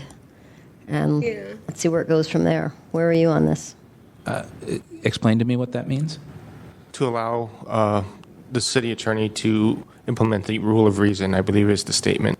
Okay. Yeah, I mean, in general, I am Yeah. convinced at this point that the city, and in particular the city attorney, does not lightly, and did not in this case, lightly invoke the rule of reason, Yeah. and has used that judiciously, for lack of a better term, to allocate resources to responding to all records requests, and has not unduly delayed responses to Mr. Johnson's request. Yeah, I mean, Mr. Dorsey, this is not the city attorney's first rodeo in here. We've had Mr. Citron. Before him, we had Mr. Song. So And you've never invoked this before, so it's not like you're just throwing this at us. They have with regard, and let's spend a second on that. They have with regard to Chemo Crossman. That may have been before you That was were on the before my task time. force. Yeah. And that was, and Matt, can you hop up on that? Oh, leave that it was in alone. no, I just want to be clear on the record that that was in response to a series of requests from Chemo Crossman that required a lot of time and effort to research and respond, and were literally clogging up the system so nothing else could get done until there was a decision to limit the amount of time invoking the rule of reason. Am I recalling that correctly? You're recalling it correctly. Okay. The San Francisco Bay Guardian said they understood what we were doing. And look what happened to them. Yeah. Never mind. But a happy ending to it is I ended up, Chemo and I ended up having a very civil relationship. Okay. So he ended up being a So, good I mean, guy. where I'm coming And I hope from that on happens with this, us all. where I'm coming from on this, Mr. Johnson, is we have had the city attorney, either Mr. Dorsey or his colleagues, in here. This is not their first rodeo. They've been in here many times, and they've given a lot of information. So if they're pulling this, I've got it in front of me right now, the Good Government Guide, Rule of Reason, there's probably a good reason for this. So, Well, I would suggest, Come up. Chairperson, come on up. that you review. Come on, I got to. On the mic. Okay, I'm sorry. Because you draw a conclusion without reviewing the request. And I really would suggest, if this is a complaint committee, that you should look at what the complaint is about. You just came to a conclusion and said, hey, I just think that this is the right thing to do. You haven't even looked at what was requested, sir. That's all I asked you to do. Okay. Now, if after doing that you say, you know what, there really was so many things here that he had to do it. And what I just told you was, I don't know what their workload is. Every department can say that, hey, we've got a lot of work to do. Every department can say that. Believe me, they can. I know. So they're not any special. They're not special. District attorneys got them, public defender. I mean, everyone. They all have things to do. So they all can really state this. And you probably can't really, they can't quantify it. They can't give you any data to support it. They can just come in here and say it, and you can say, well, I guess they must have it. They got all that paperwork there. But at any rate, in this particular case, it shouldn't be very difficult for you to do. Like I said, tomorrow you should be able to say, this is the request that he invoked it on, and these are what was before that, which he seemed like he pretty much responded to, so there really wasn't much there to clog up the system. Mm-hmm. So when he says that they really did a lot of talking with lawyers about this, no, sir. That cannot be the case for this, okay? It was not even it was a 2-item request, sir. So you have to understand that. The request in which they invoked it on, what was that about? Was that some lengthy item issue? 2 separate things are requested. Prior to that date, the day before, they'd already responded to a request and provided information. I copied that in this particular, that's in the packet, sir. I would think that you read some of that. So all I want you to do, sir, is just, before you come to any conclusion about how great the rule of reason is and how it really applies to this case, look at when they applied it. Okay? Now, after they applied it, he doesn't tell you this. I turned around and said, okay, you know what? And you probably, I guess, I'm just not sure if you're reading this. I really thought you read this. But after he invoked it, he doesn't tell you this, but a week later I said, you know what? Okay, cancel all other requests. Did he tell you that, or you didn't? You know? I saw that. Okay, so wait a minute. So all this talk about he just impossible to work with. I canceled the request. This is different, so he can say, okay, put all off the table. Just deal with this. He still took his plenty of time. I mean, basically, what I learned, and I did that, sir, to learn exactly was there any truth to what he was saying. Because I didn't believe him in the first place because why he invoked it. But after I did that, I realized it doesn't really matter, sir. How much is on their plate? They invoke it, and then after that, I can proceed. After we finished it, I said, okay. I didn't say anything to him for a while, and I said, okay, you know what? He invoked the rule so that he wouldn't have to deal with any more requests. That's not going to happen here. There are information which I want from you, so I decided to start sending them to him again. That's what I did. Okay, so you know that. That's what happened. Okay, so we're starting to get repetitive. I'm going to ask my colleagues if anyone has a motion, wants to bring a motion. Well, we need to do something with this. Was there like an IDR thing in any of these? Yeah, always- there are a lot of these right here. Let's do that one. 25. I don't know that there's a timeliness. I think the rule of reason is. The most benign one, though. I don't know that there's a violation one or the other. Okay. I think we need to figure out. I know people are now like antsy to go and conclude this. Well, okay. I think we need to figure out if the circumstances that led to invoking the rule of reason and whether that was properly done. I tend to think that it was correct. Mr. Johnson is suggesting it was not. Maybe we need a little more factual exposition. I don't know. I'm trying to get through that. Look, I'm not leaning towards a violation here. I'm sorry, Mr. Johnson, but I need to. I know. I think we need to. I mean, our job is to find violations. That's what we do, and If I'm not they- finding one here. If they exist. I know, I'm but not I finding think we've one. got a lot of documents, and there's a lot of back and forth and some misunderstanding, and I think we're trying to sort through that. This is not a simple matter. Okay, so Please have a Hold on seat. one Yeah, sec. One Mr. sec. Johnson, you're done. date that I should be. If you can find, if you could find that February 20th communique in your packet of stuff, if someone can, that might be helpful. What? You want that right now? If you have it, Hang if on, someone Victor, you had a Did you find it? I was not looking for it, but Okay. I don't general know comment? if the actual date of the invoking of the rule of reason is actually It a may or may valid not. issue, as there are, as you stated, there are 74 pending requests for documents or interrogatories listed in Mr. Dorsey's spreadsheet. Mr. Dorsey, So- that's what's still pending right now? That's not stuff that's not all of 2015, that's still pending, 75? Currently pending. I'm not sure if I made. It's Matt Dorsey again. I'm not sure if I made this clear, but I did explain to Mr. Johnston that when the complaints, my Alvin Johnson time Includes complaints and requests. So when you get complaints, that takes includes priority. complaints. Right. I got it. And when the complaints are clear, we'll get back to the requests. That's in respect for your process and your deadlines. No issue. And this isn't, as we're going through this, there's a lot to go through. So I'm inclined to recommend no violation to the full task force, and we go from there.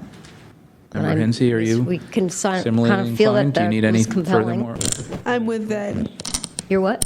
I'm with Okay. you. Let's make a motion. I mean, there is no motion. Oh. the We would need to make a is motion. Would you like to provide an explanation? I would try to write an explanation, but to explain the situation to the task force regarding the rule of reason and why there is no violation currently due to the rule of reason. Well, let's be clear. If I need to, I don't know if Member Hinsey or I are making the motion. I think it's that that we're recommending that there's no violation, that the city attorney has demonstrated to the committee's satisfaction that they carefully and properly invoke the rule of reason and have continued to respond to requests as they've come in and pursuant to that priority. And that we're recommending that there's no violation at this time. That sounds good. I can live with that. Will that motion be by Member Pelpel, seconded by Member Hinsey? Easy. Yep. And let's just be clear with the parties. Is the motion clear? Okay.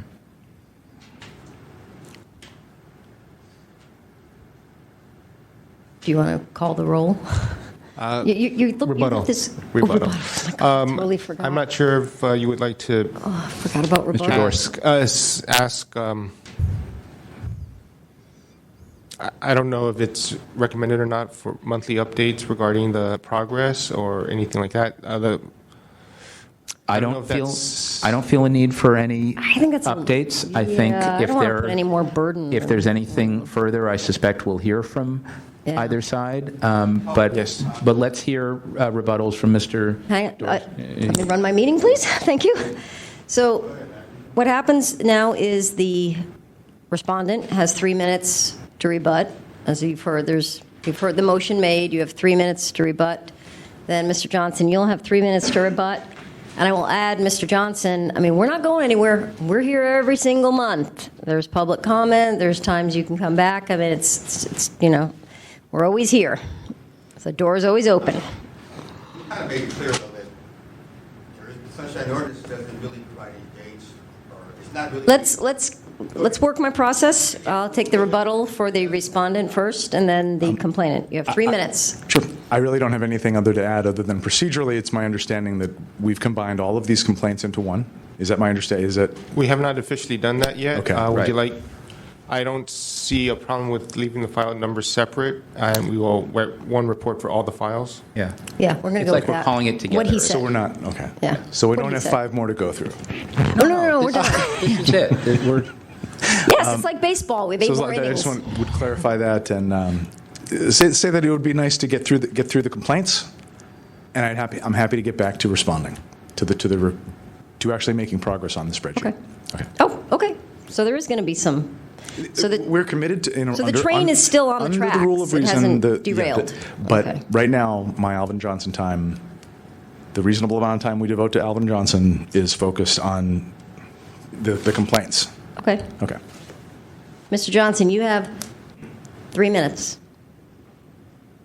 for rebuttal. Yes. I didn't know what you just discussed about combining complaints into one file. Can you stop the time for a minute and respond to that?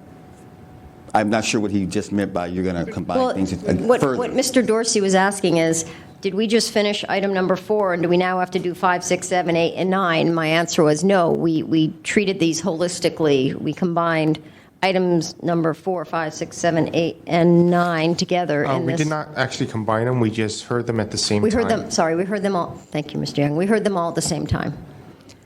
So we're not going to sit here and go through 6 more of these tonight. Okay, well, yeah, I mean, that's fine with me there. I didn't understand what you meant, and I want to make this clear, because he made quite a few comments Are you ready to about... start your rebuttal? Pardon me? Are you ready to start Yes, your sir. rebuttal? Thank you. I want to make this clear. I didn't combine the tickets. This was Victor's idea, okay? So he's made quite a few statements like that, and you guys soaked it all in like, yeah, Alvin really did it. My idea. I did. That was not my request to combine anything. Don't worry about that. Well, I want to make it clear, because to put it on the record, because if I don't say it, the record will show that it must have been true, I'm okay? going to give you 10 more seconds. It's the call of the chair. I'm the one that combined Okay. them. Go on. Oh, stop it for a second. I wouldn't catch my thoughts here. What did you just say? It's to the call of the chair to combine items that are similar, so I'm the one that combined them. Oh, no. What I was speaking was when I submitted an email to Victor about a complaint, he received it, and then he waited until another one came in and combined those all under one ticket or one complaint number. And that's why this came about as it did. I didn't suggest that. He said, well, we can do this. And I'm not sure if it's something that you guys do normally. A person files a complaint, and they hold it for a while, and they wait until another one comes in, and that's what has happened here. And it was not something I suggested, and it really creates a backlog that makes it look like I'm really the cause of it, and I'm really not the cause of that. And I heard a lot of comment here making it appear as I'm the cause of the backlog, when really I thought I was requesting information which was immediately or readily available. I mean, how does the public know what's readily available? How do they really know that? And listening to you guys, hey, you should know. You should know. I don't know how long things are going to take. I asked the same question you asked him about how long will it really take. I asked the same question. I even I started using the immediate closing request to get answers immediately, because they were kind of dragging their feet just on providing answers, sir. Okay? I asked them the same question you did, but they wouldn't answer it, so I put it in an immediate disclosure request. And that's how a lot of requests really came about, was because they were dragging their feet on just communicating. When he says, hey, you just keep on doing it, I'm like, well, you're sending me information, but you're not giving it all to me. And if I ask you, well, If I ask for an explanation, oh, that's an interrogatory. We don't respond to those. That's what happened on numerous occasions. Okay, so when you keep saying, "Oh, yeah, this is really a perfect case for the rule of reason," I really believe you're not looking at it. You want to just. It's easier for you to probably do that, I guess. I don't know. So what I want to know right now is, where do we stand on this? Are we saying the complaint is invalid, therefore they don't have to provide anything, or the complaint is invalid and they're still going to provide, but we don't know when? Where do we stand on that? That's a question. That's a question. Yeah, no, but this Please is just... finish your rebuttal. This is- No, well, that's a question. I This need to is know. rebuttal, this isn't Q&A. Okay. Oh, will you be able to answer that today? I really don't know where we stand. I mean, rebuttal. I guess my rebuttal includes the answer to that question. I really don't know where we stand on this, and how should I proceed? What should I think about the other requests which have not been answered? Should I believe that they're going to come, but I don't know the date? So what I'd like to do is, if you could consider, when will Alvin, should he expect to receive a response to these requests? I can't answer that. Oh, well, so I should just say whenever, or I'm just saying, you can't answer, but David. who can answer it?